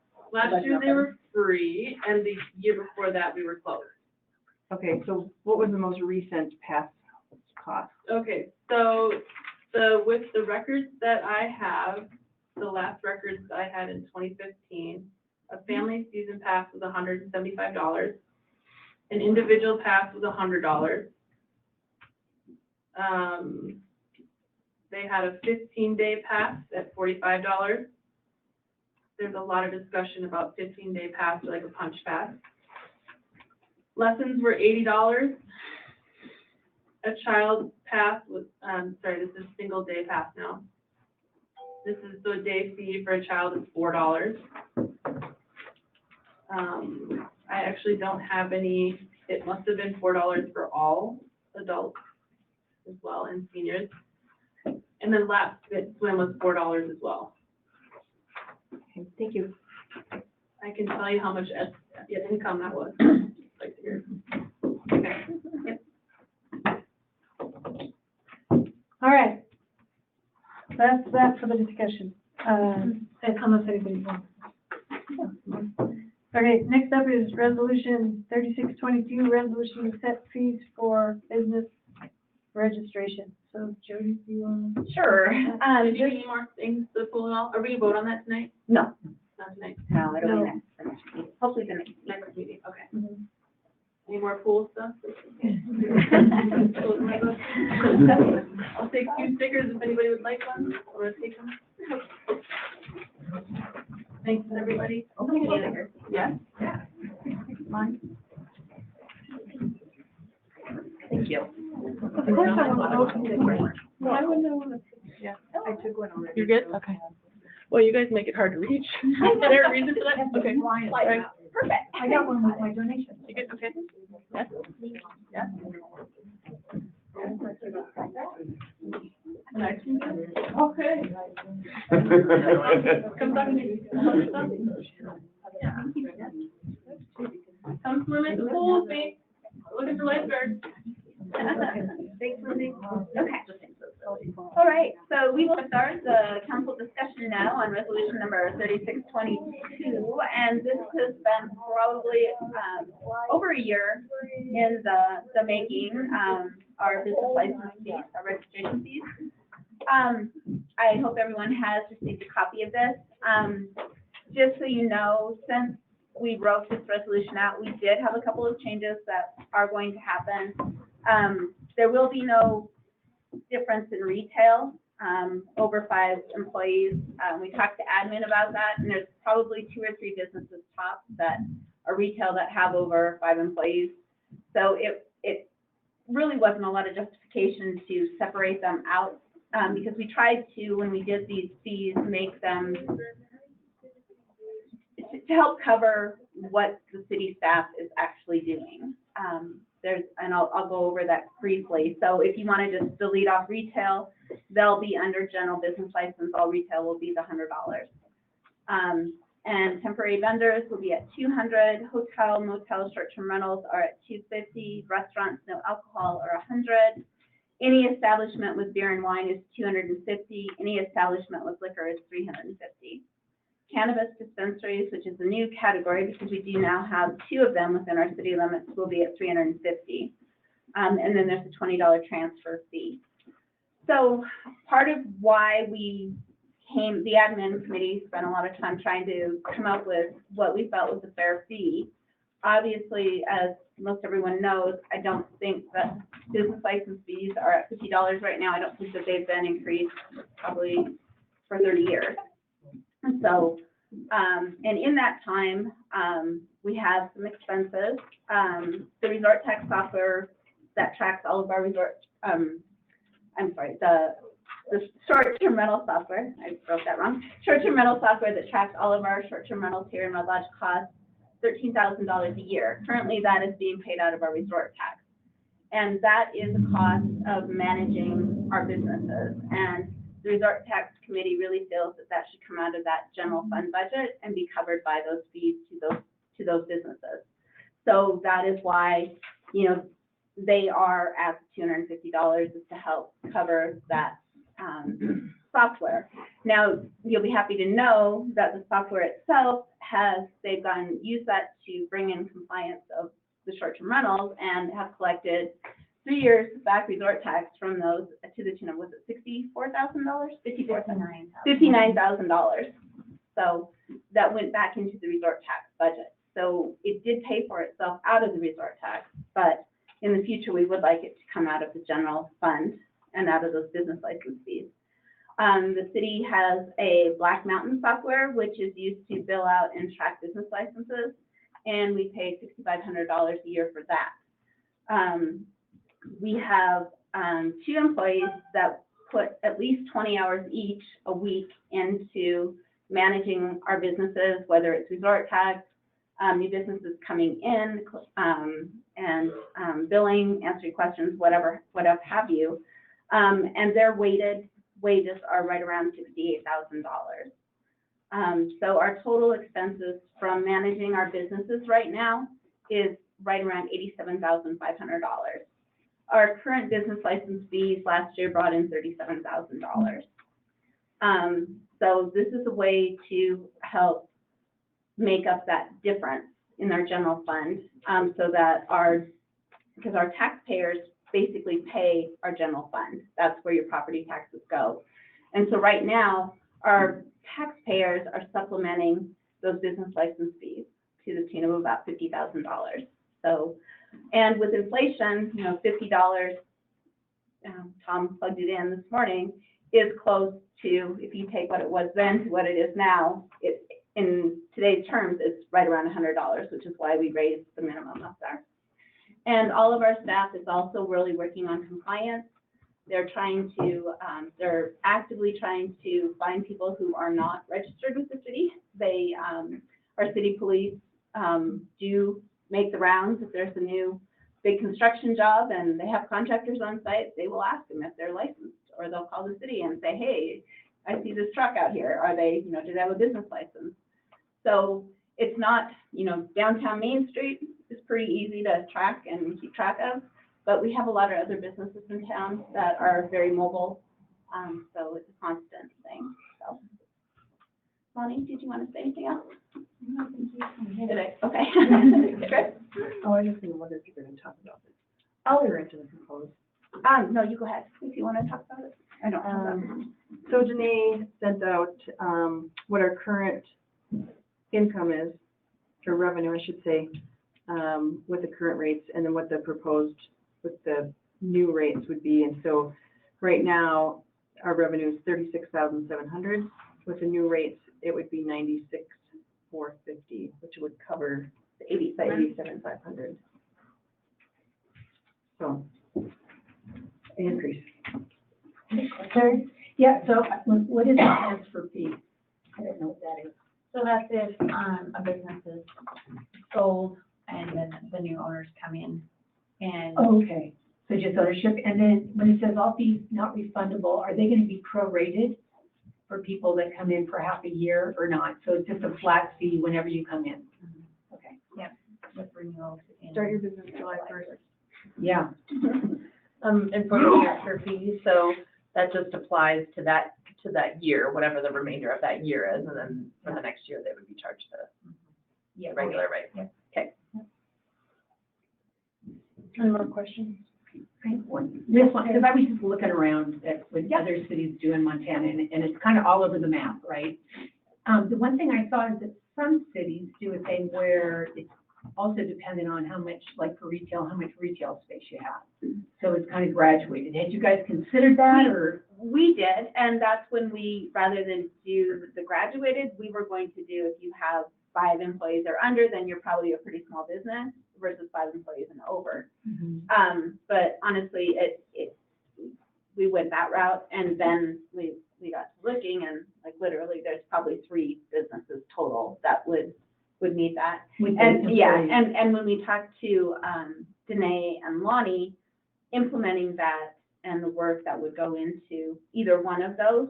With the square footage? Yeah, it wouldn't, it was a lot of extra work on their part for not a lot more money.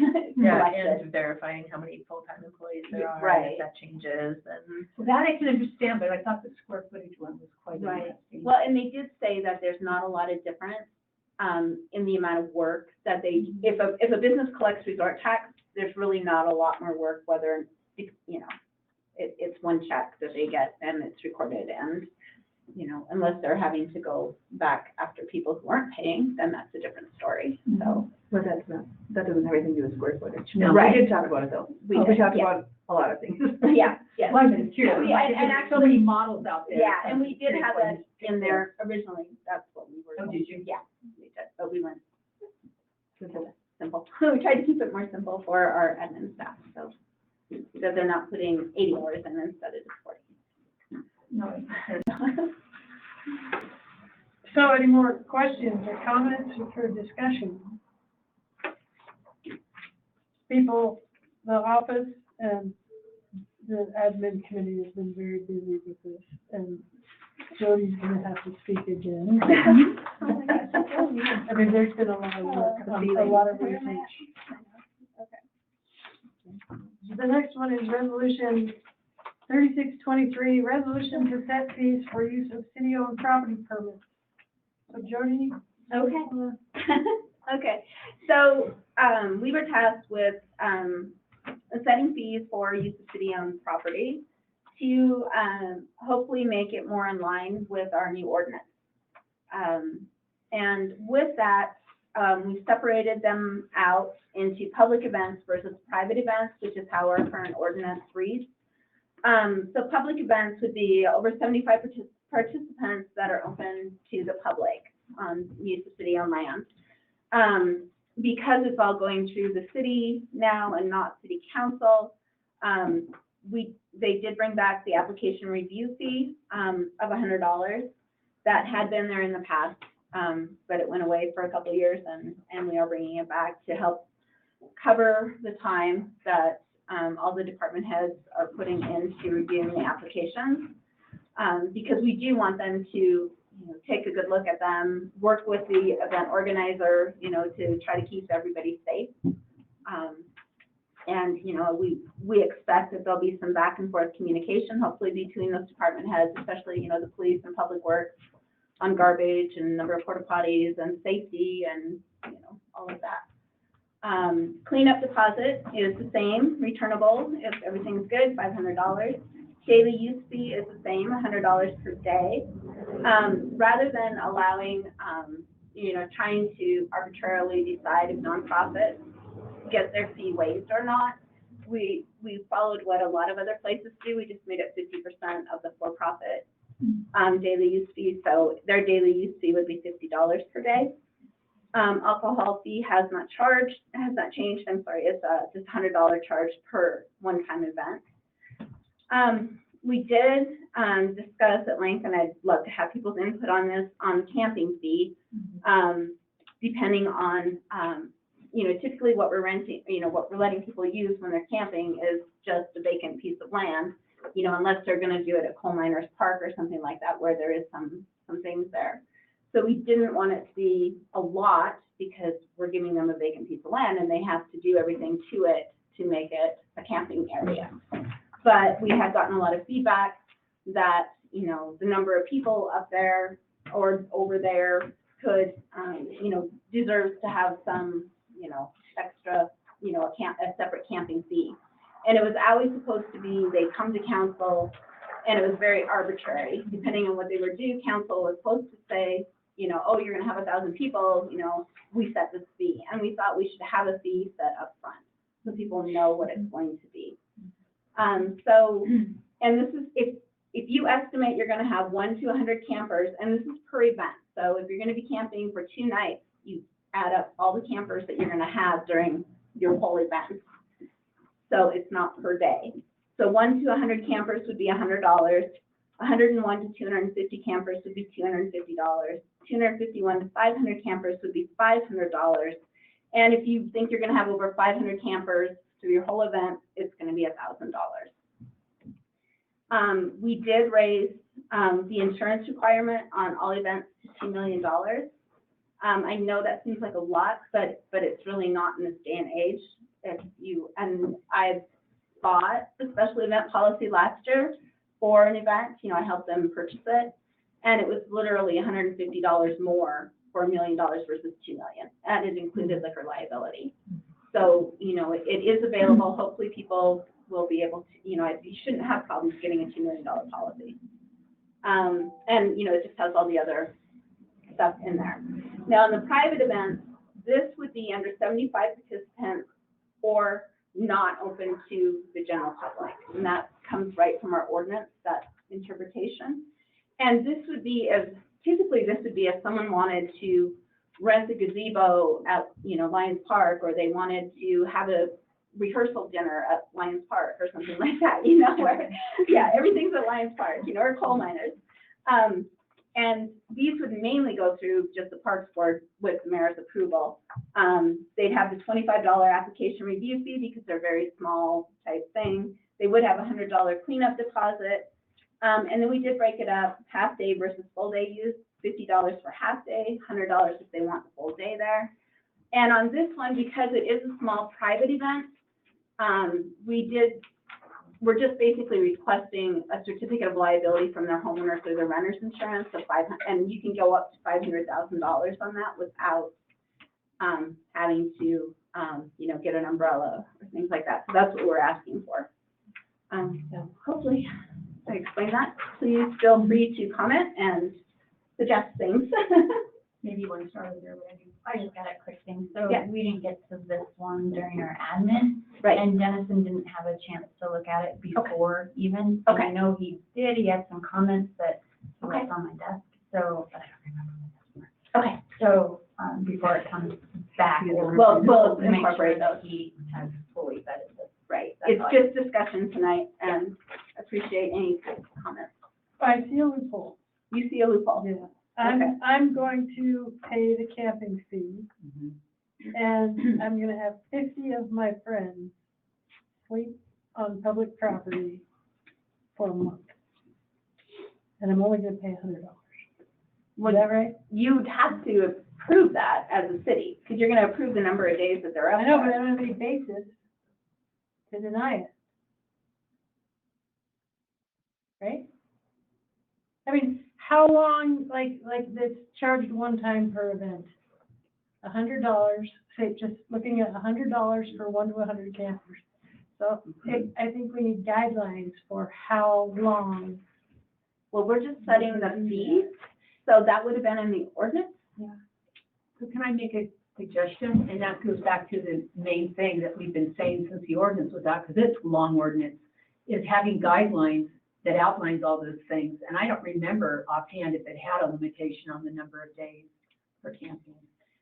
You know what, I'll look though. Okay. I'll find that out, because We we it'd talked about have to be a- camping But things. you have to think it would be a public event. That's under public event. There is no camping for No, private and event. if I'm gonna have my 50 friends, I'm That's- just gonna say it's public, right? You're gonna let anybody? I mean, I'll just look into it. Okay. I'll look into it. But it's just something that occurred to me. Okay. And I had another question, and again, maybe because I haven't been in any of the conversations, but it's talking about here, with the streets, sidewalks, alleys, parks, trails, and other city-owned buildings and lands. And so what I'm wondering is so the fees apply to all of them equally?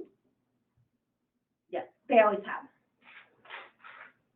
Unless you're, the only stipulations that determines what fee you will be charged is if it's open to the public or you have over 75 participants, or if it's private or under 75. So it's the size of your event will determine your cost.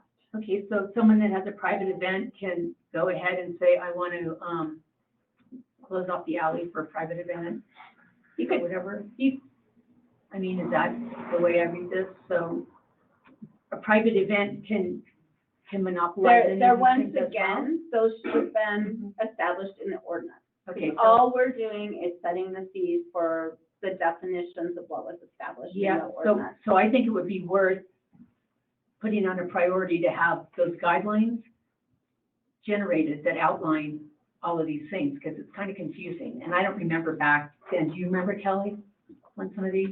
No. Well, So I that's think- what I'm just saying, because this is it's very confusing on that. And then the other thing I didn't know is, I remember we talked about public events, and let's use the motorcycle rally, because that comes to my mind right now. If you had a public event, you had to get an application, or you had to get an event application. So would that mean that if they get the event application, then do they still have to do an application for camping? No, it's all in the event. They're just like the one we have in our packet today, includes camping. So there's your application. It includes camping. So if this were in effect, they would have estimated how many total campers they had. So they pay the $100 application fee, they pay the $100 daily use fee, however many days they're having it.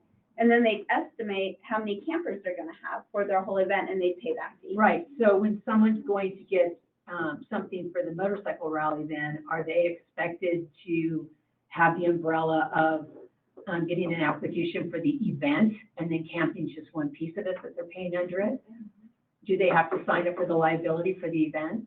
That's Well, what I'm if not they're sure. camping, they still, But any any more type of- camping, say for example, and again, I'm just thinking of the motorcycle rally, it's a big event, are they required to get, are they required now to get an application for having the rally? this is just, this is. You know what I mean, it's just kind of confusing. But, you know, I think part of the problem is that it's been so long since we looked at the ordinance that was drafted.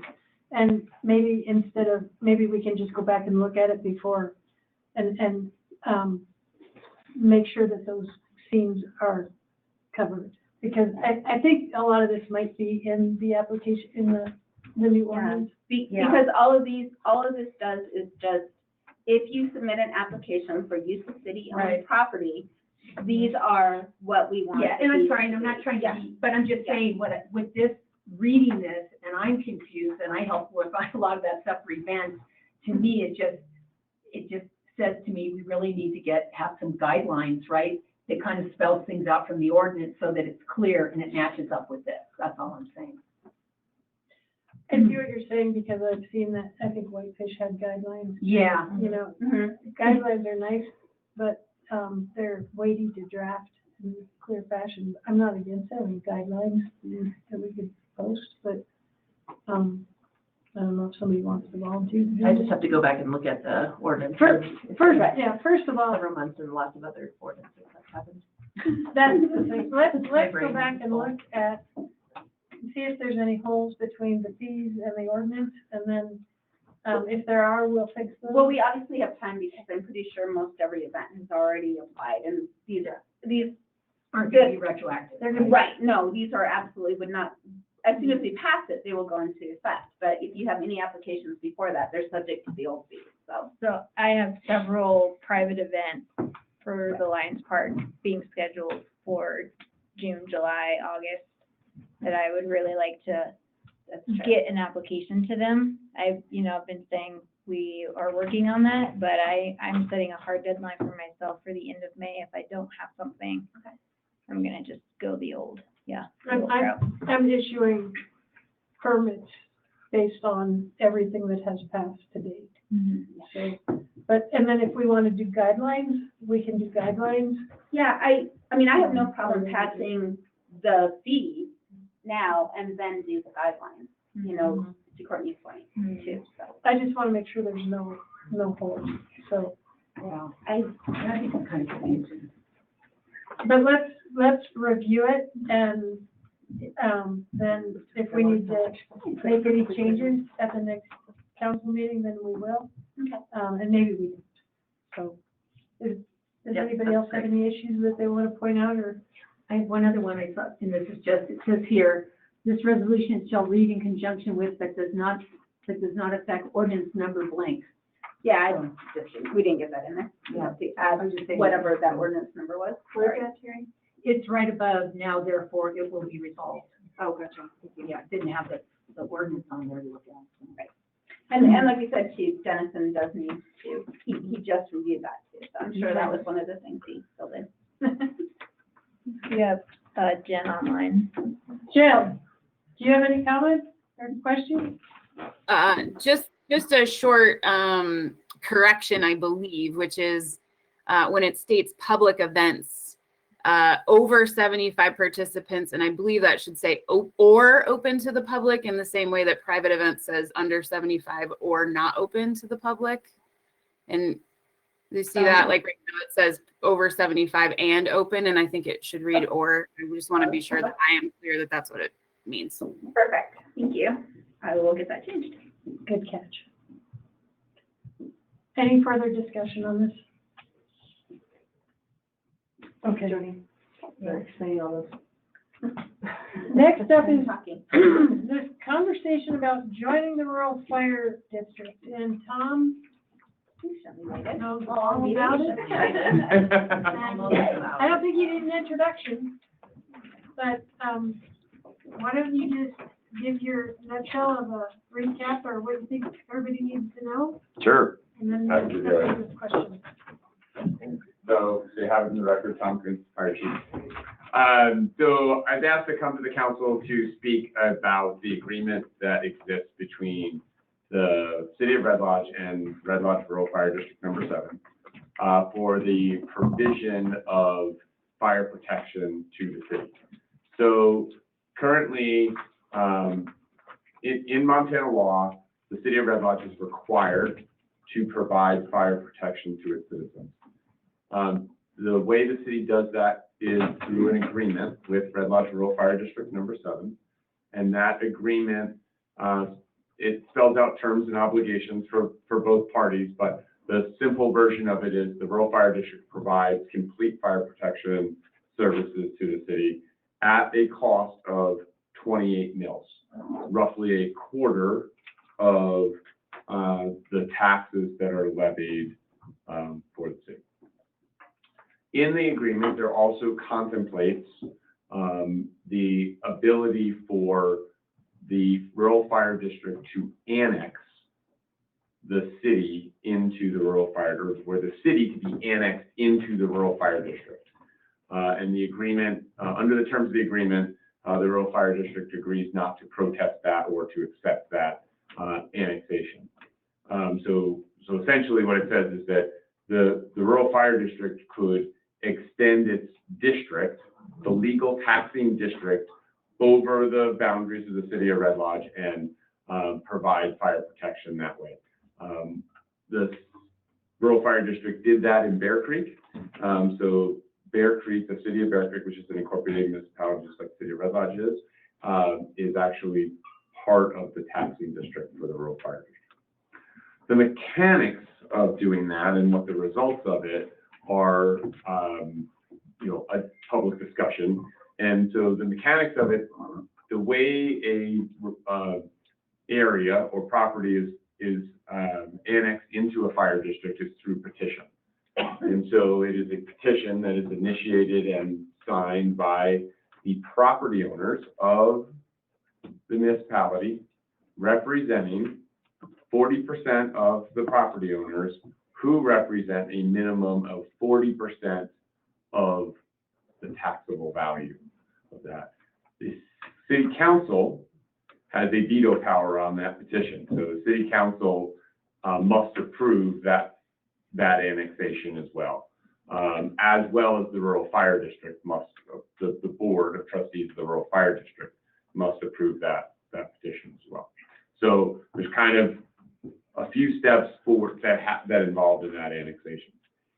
If the citizens petitioned for that annexation, then the taxes that the rural fire district levy would be levied across the area that was annexed or across the city of Red Lodge. So it would be on top of the current taxes. And once that happened, then the city would no longer be obligated to provide fire protection because it would be contained within a rural fire district. So it's a little complicated. There's probably a lot of details there that I'm leaving out, and I'm sure you all know that it can talk for as long as you would like about this. But we've talked about recycling, so. So just transferring the responsibility of providing fire protection from the city itself to the rural fire. That's correct. Yes, that's exactly what would happen. And the mechanism for that is a petition of the voters. 40%. 40%, representing 40% of the taxable value. And it can be protested.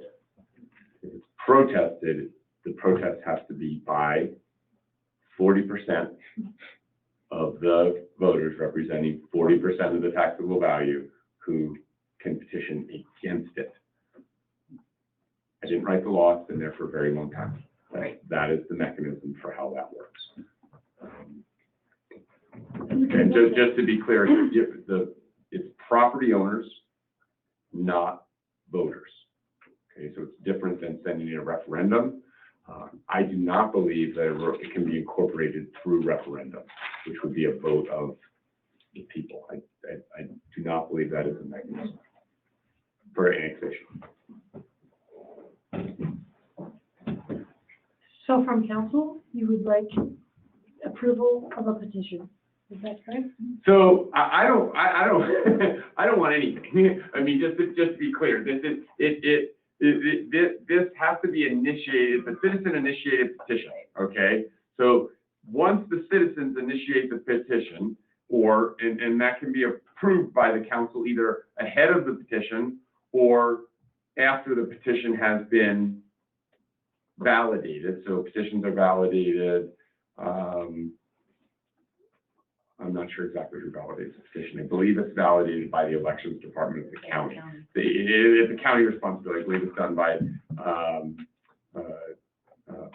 think that the elections that validated in the county, but it has to be, but once it's validated, then in order for that petition to take place, it would have to be approved by the city council, by the rural fire district, and then it gets presented to the county commissioners, who must approve it if it has 40% of the property owners and 40% of the taxable value approval of the city council and approval of the fire district. Tom, who's responsible for sending out the letters, the petition letters? So it is citizen initiated, so it would be the people who believe that it should happen. So could the city do that? Yes, I believe they could. So I believe you could do that, but that would be a legal question. Since I asked you this before, Yeah. you could tell everybody, so what would be the advantage of the city doing that at this time? So there's a couple of advantages. The biggest advantage to the city is, from the city government perspective, is that the general fund would no longer have the expense of paying for fire protection. The citizens of Red Lodge would be taxed by the rural fire district. So this would be a tax increase for the citizens.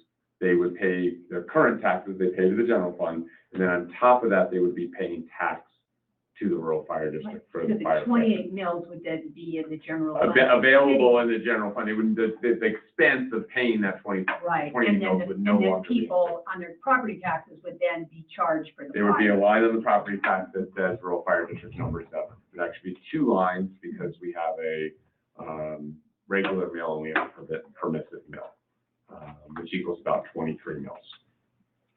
So would the amount that would be charged be the same, lower, higher It would be lower to the people? So that it is an advantage No. to, because they're taking both. Unless you were to vote to not levy those 28 mills, they would be paying approximately 106 mills they currently pay, plus they would pay another 23 mills on top of that. So it is a tax increase of the amount that the rural fire district levies. So what is the advantages to the community is that this is why the community would have to want to do this, is that the city would have more funds to provide other services like police protection or other services that the city provides. Which is inevitable, given our current situation So- and our history of not. So so what would the advantage to the fire district be? The fire district, the fire district, there's marginal advantage to the fire district through this process. The fire district would then be legally responsible for the entire area, which makes that consolidation, it's mechanically a little bit easier, but it doesn't matter. To the citizens of Red Lodge, they would be able to vote on board of trustee elections for the fire district. Currently, they can't vote. The board is elected by citizens of the rural fire district. The city is not part of the rural fire district, provided through contract.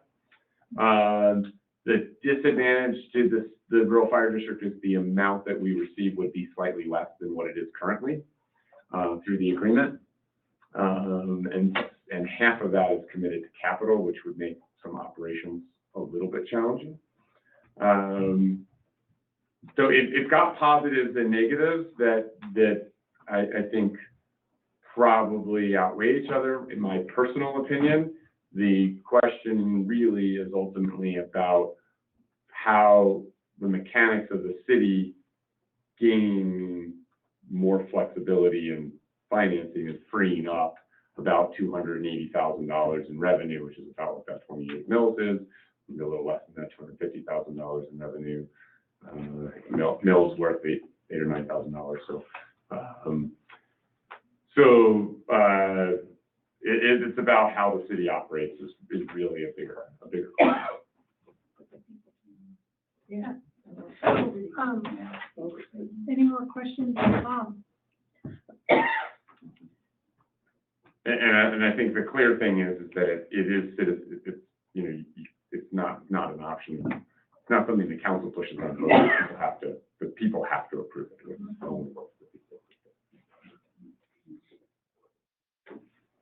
Tom, you talked about timeline this morning. Do you want to go over that so everybody knows what? So the timeline on it really is because it's done by citizen petition, it really just affects how that, you have someone has to develop a petition. That petition then has to be distributed and signed. You know, and that can be done. You can mail out petitions. That has been done when rural fire districts have annexed areas. You can mail those petitions, I believe. Again, that would be a legal question. And then once that was approved, it will move very quickly. There will be a balance towards, once it gets approved, figuring out when the implementation date is versus when the contract date ends. And so that will have to be balanced a little bit to make sure that there's no lapse in service or funding. How long has it taken Bear Creek when you did it? 6 months or a year. When whoever the citizen. I mean, from when we started, it was probably at least 6 months. Okay. That Bear Creek, it was done door to door. Is how they. Well, they only have 80 people, so. It makes it a little easier. And it was, you know, it was advantageous because they didn't particularly have fire protection before that. So it was advantageous. We have had another section of town, another section between Red Lodge and Fox that was annexed a year and a half ago, done by citizen petition. The fire district as well. I wasn't actually involved in that, believe it or not. But it was done truly by citizens. So, and had to do with insurance. They got lower insurance rates by being in our fire district. So it was very advantageous for them to be in the fire district. So this is all relative to our budget also, and so it's a good opportunity to keep in mind when we review. Yeah, I mean, my gut feeling would be to say it will not affect your next year's budget, but the following year.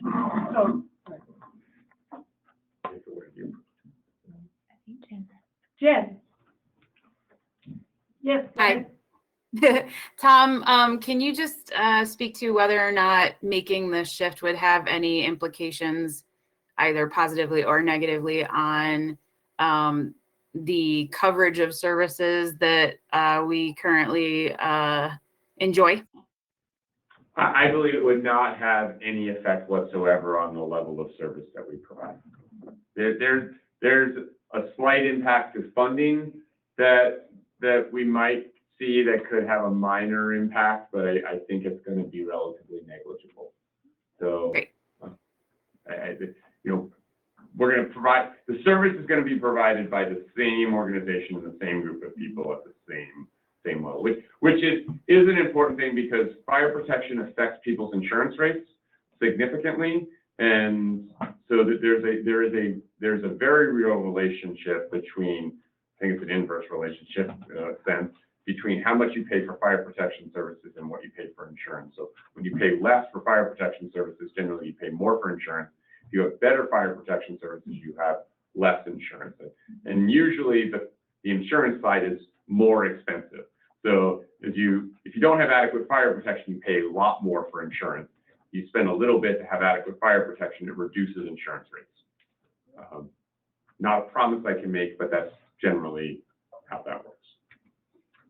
For the fire district, I heard you say that it would be, you would actually collect less money That's than correct. you do right now. Yeah. So are there any advantages for the rural fire district to having it this way? It's just that it's a single district, that the rural fire district, and it's a single taxing district, which is a more streamlined government service. So the citizens are actually part of the district, so it's a relationship. So I think it's important to understand from the rural fire district's perspective, at least my perspective about the rural fire district, it's a better way to say that, is that we are the community, right? And so it makes it a solid community as opposed to a contract entity. So I think that is advantageous for everybody involved in the situation. Even if you don't make as much money.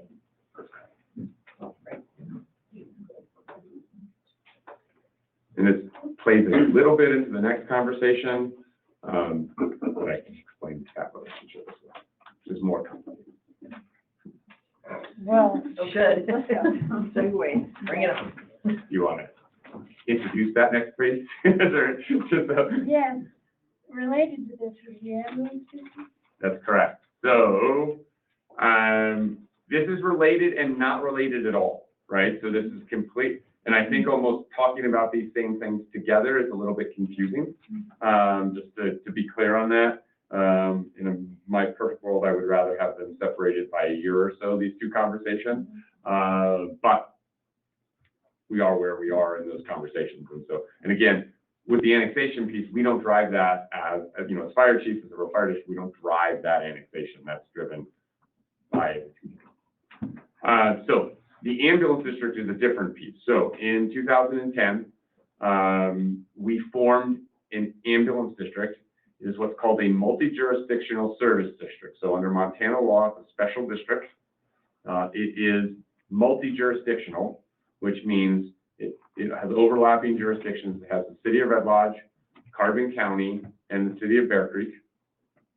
Okay, and they all feed into this multi-jurisdictional service district, which is one of the services that you can provide in a multi-jurisdictional service district is ambulance service. So we were the first ones to use this to form one in the state, and there's been numerous ones after that for communities that were having failing ambulance services to help support the provision of ambulance service.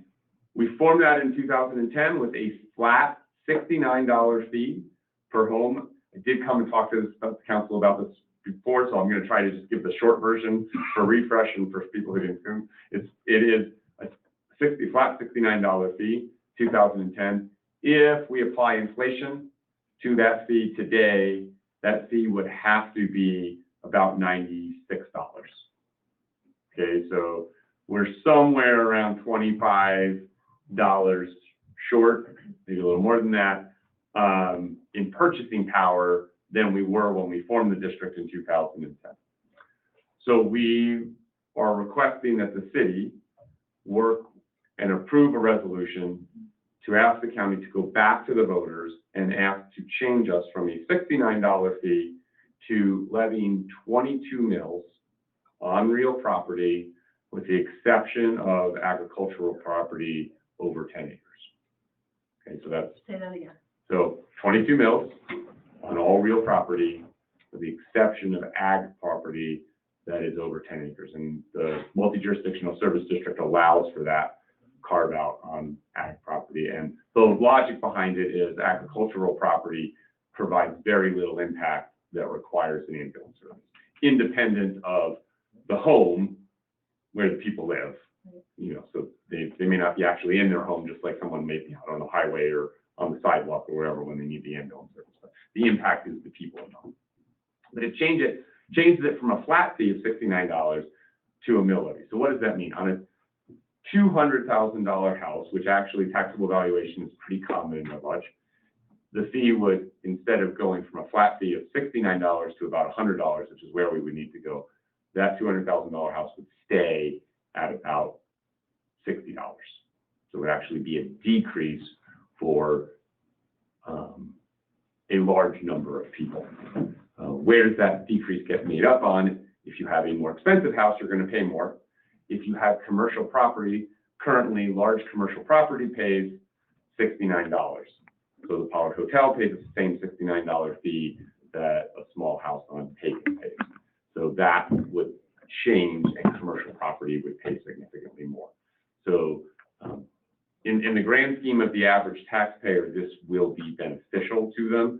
It will be beneficial to the ambulance district because it will allow the ambulance district to have adequate funds to continue to provide service at the same level that we contemplated in 2010 and that we're providing today.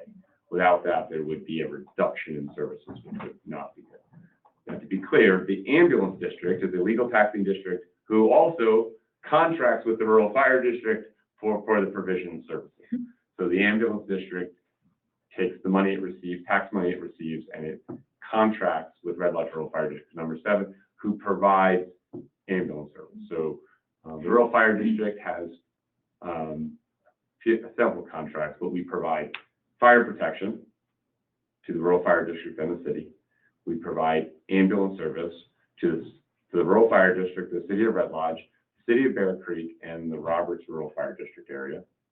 And we provide search and rescue services for the entirety of Carbon County through a contract with the county. very fortunate. The majority of those services are provided by volunteers, and we're very fortunate to have an incredible group of volunteers. I think probably the best group in the state of Montana. Truthfully. I might be biased. Tom, can you talk to some of those, with the decreasing power of that $69 per household fee, what some of the decreased services might look like? Yeah, there's two ways that the provision of ambulance services is funded. Through the fee and through charging for services, okay? So we charge when we transport someone in the ambulance, their health insurance, or hopefully if they have it, or if not, they have to pay for ambulance service. So we provide to the service users. That generally covers our costs of providing services. Actually, the transport, the vehicles, that covers it. The ambulance district fee is primarily used to pay for 4 paramedics that we use to provide 24-hour day, 7-day-a-week paramedic level coverage. So we do that with a combination. We have a paid person, paid paramedic on duty 24 hours a day, 7 days a week. And those people do 2 things primarily. They do a lot of other stuff. But the first thing is they respond to calls. The more important thing that they do, and the most important thing that they do, is they help operate the ambulance service and train the volunteers who also provide the service. So typically, if you dial 911, you say, having chest pain, I need an ambulance, you will get a paramedic who will often come in a Jeep. Occasionally, if we have enough staffing at the station, they'll come in the ambulance with the rest of the crew. But then they're followed up by an ambulance that's staffed with 2 or 3 volunteers, hopefully, and then that group of people will provide medical care. The fire department backs up that group. If you're upstairs in your bedroom and you need to be carried down the stairs, likely we wouldn't be able to do that with the 2 or 3 people that show up on the ambulance. So then the fire department will come and help get them downstairs. So it's a teamwork thing. If you're out in the woods, search and rescue comes and helps bring you this. So we work together to provide that service. But the main piece that's funded with that fee, without that fee, we wouldn't be able to have those paid paramedics. We would still provide service, but if you don't have them to help support and train the volunteers, the number of volunteers goes down. And if you don't have the volunteers, then it makes it harder to get calls. And so again, I believe we're very fortunate in our community that we have very good support for our ambulance service. And I believe we provide a very valuable service to our community that I believe people want. And so we want to make sure that we provide it at the level that they want to get provided at. That's a lot to digest. So I guess one question, yes. If we didn't make changes and it remained as a district? It's going to remain as a district. It would just remain as a $69 fee as opposed to the voters would get the option. So what I'm asking with the ambulance service, just to be clear, okay, not related to the rural fire district thing, what I'm asking the ambulance is for you to pass a resolution supporting the county, asking for a referendum, which is the county asks the voters within the city and the district, the multi-jurisdiction service district, to change the fee from $69 per home to 22 mills. So that's what I'm asking for you to do at your next council meeting, just to be clear. I'm hoping. Well, let me ask you, Tom, so if that gets done, is that going to be in November? No. So some of that will depend on the county commissioners and how they choose to do it. My guess is what I'm going to ask them for is a mail ballot as soon as they can do that. That's how we did the last one. I think the mechanics of that are easier. So I'm hopeful that they'll do a mail ballot, and I believe the cost of that mail ballot will come from the ambulance district. And then, is it likely that the ambulance district would eventually want more than 22 mils? I hope not. One of the reasons to move from the fee to the mills is the mills will maybe be able to to generate that piece with inflation a little bit better, but it is potential. So the way that taxes are levied, sometimes you can't, a taxing district can't always get the full value of inflation, which is what you guys experience at city council. So we might have to go back. The level of service question, I don't, we got that question is, if you do $69, when are you going to come back and raise it? And we said, we don't know, but we believe it's going to take us, we've been able to stay without raising it for 14 years. But the level of inflation that's happened in the last 2 years has really impacted us, and made it so that we aren't able to afford to provide that level of service with the people that we have at that seat without service. So really speaks, whether it'll have to go up again, speaks to the level of service that the community wants is the most important thing, and the cost to provide that level of service. So let me ask you a question. Does that mean that the people that are actually getting these services, are those fees going up as well? Yes. Patients? Yes. Okay. And Yeah. so is So part we raise the fees that we charge patients by the consumer price index every year. Okay, and so then would the fees that the taxpayers pay be also dependent on how much of that you could collect from the patients? Yeah, yes, I mean, a little bit, so the problem is that we don't run enough calls for all that piece to work out. And when you look at tax support for ambulance service, oftentimes, you can look at a place like Billings or Bozeman that have private ambulance services that actually struggle to provide the level of safe care that we even do, but they also provide emergency services through the fire department. So if you dial 911 in Billings, you're going to get a fire truck first with paramedics on it who are going to provide care to you, and then you're going to get an ambulance that's going to come transport you and charge that. So they are paying in their taxes for that as well. So it's a pretty common model. The reason that this is a different district than the rural fire district is we provided the service to a bigger, the district boundaries don't match up. So, yeah, I apologize that it is very complicated, but I've heard it 3 times, I think. yeah, and there's a lot of pieces to it, and it's complicated. it takes a lot of my time, but obviously it's a very important thing that we do. Well, we much appreciate you coming and making sure that we all understand it, and we want to do the same with any taxpayers. Thank you. And for the public, I'm always happy to answer questions if anybody. I'm sure if we moved forward with either of these, we'd have a lot of education to do. Yeah, and I think the most important thing to understand is what I'm asking for you is to let the taxpayers decide about this. So it is, just to be very clear about this, this would have to be the people who receive the service have to say they want the service. That's the key thing. So there's a relationship there between those two things. Any more questions for Tony? Thank you, Tom. Thank you very much, Tom. for hanging out. Yeah, So a half hour.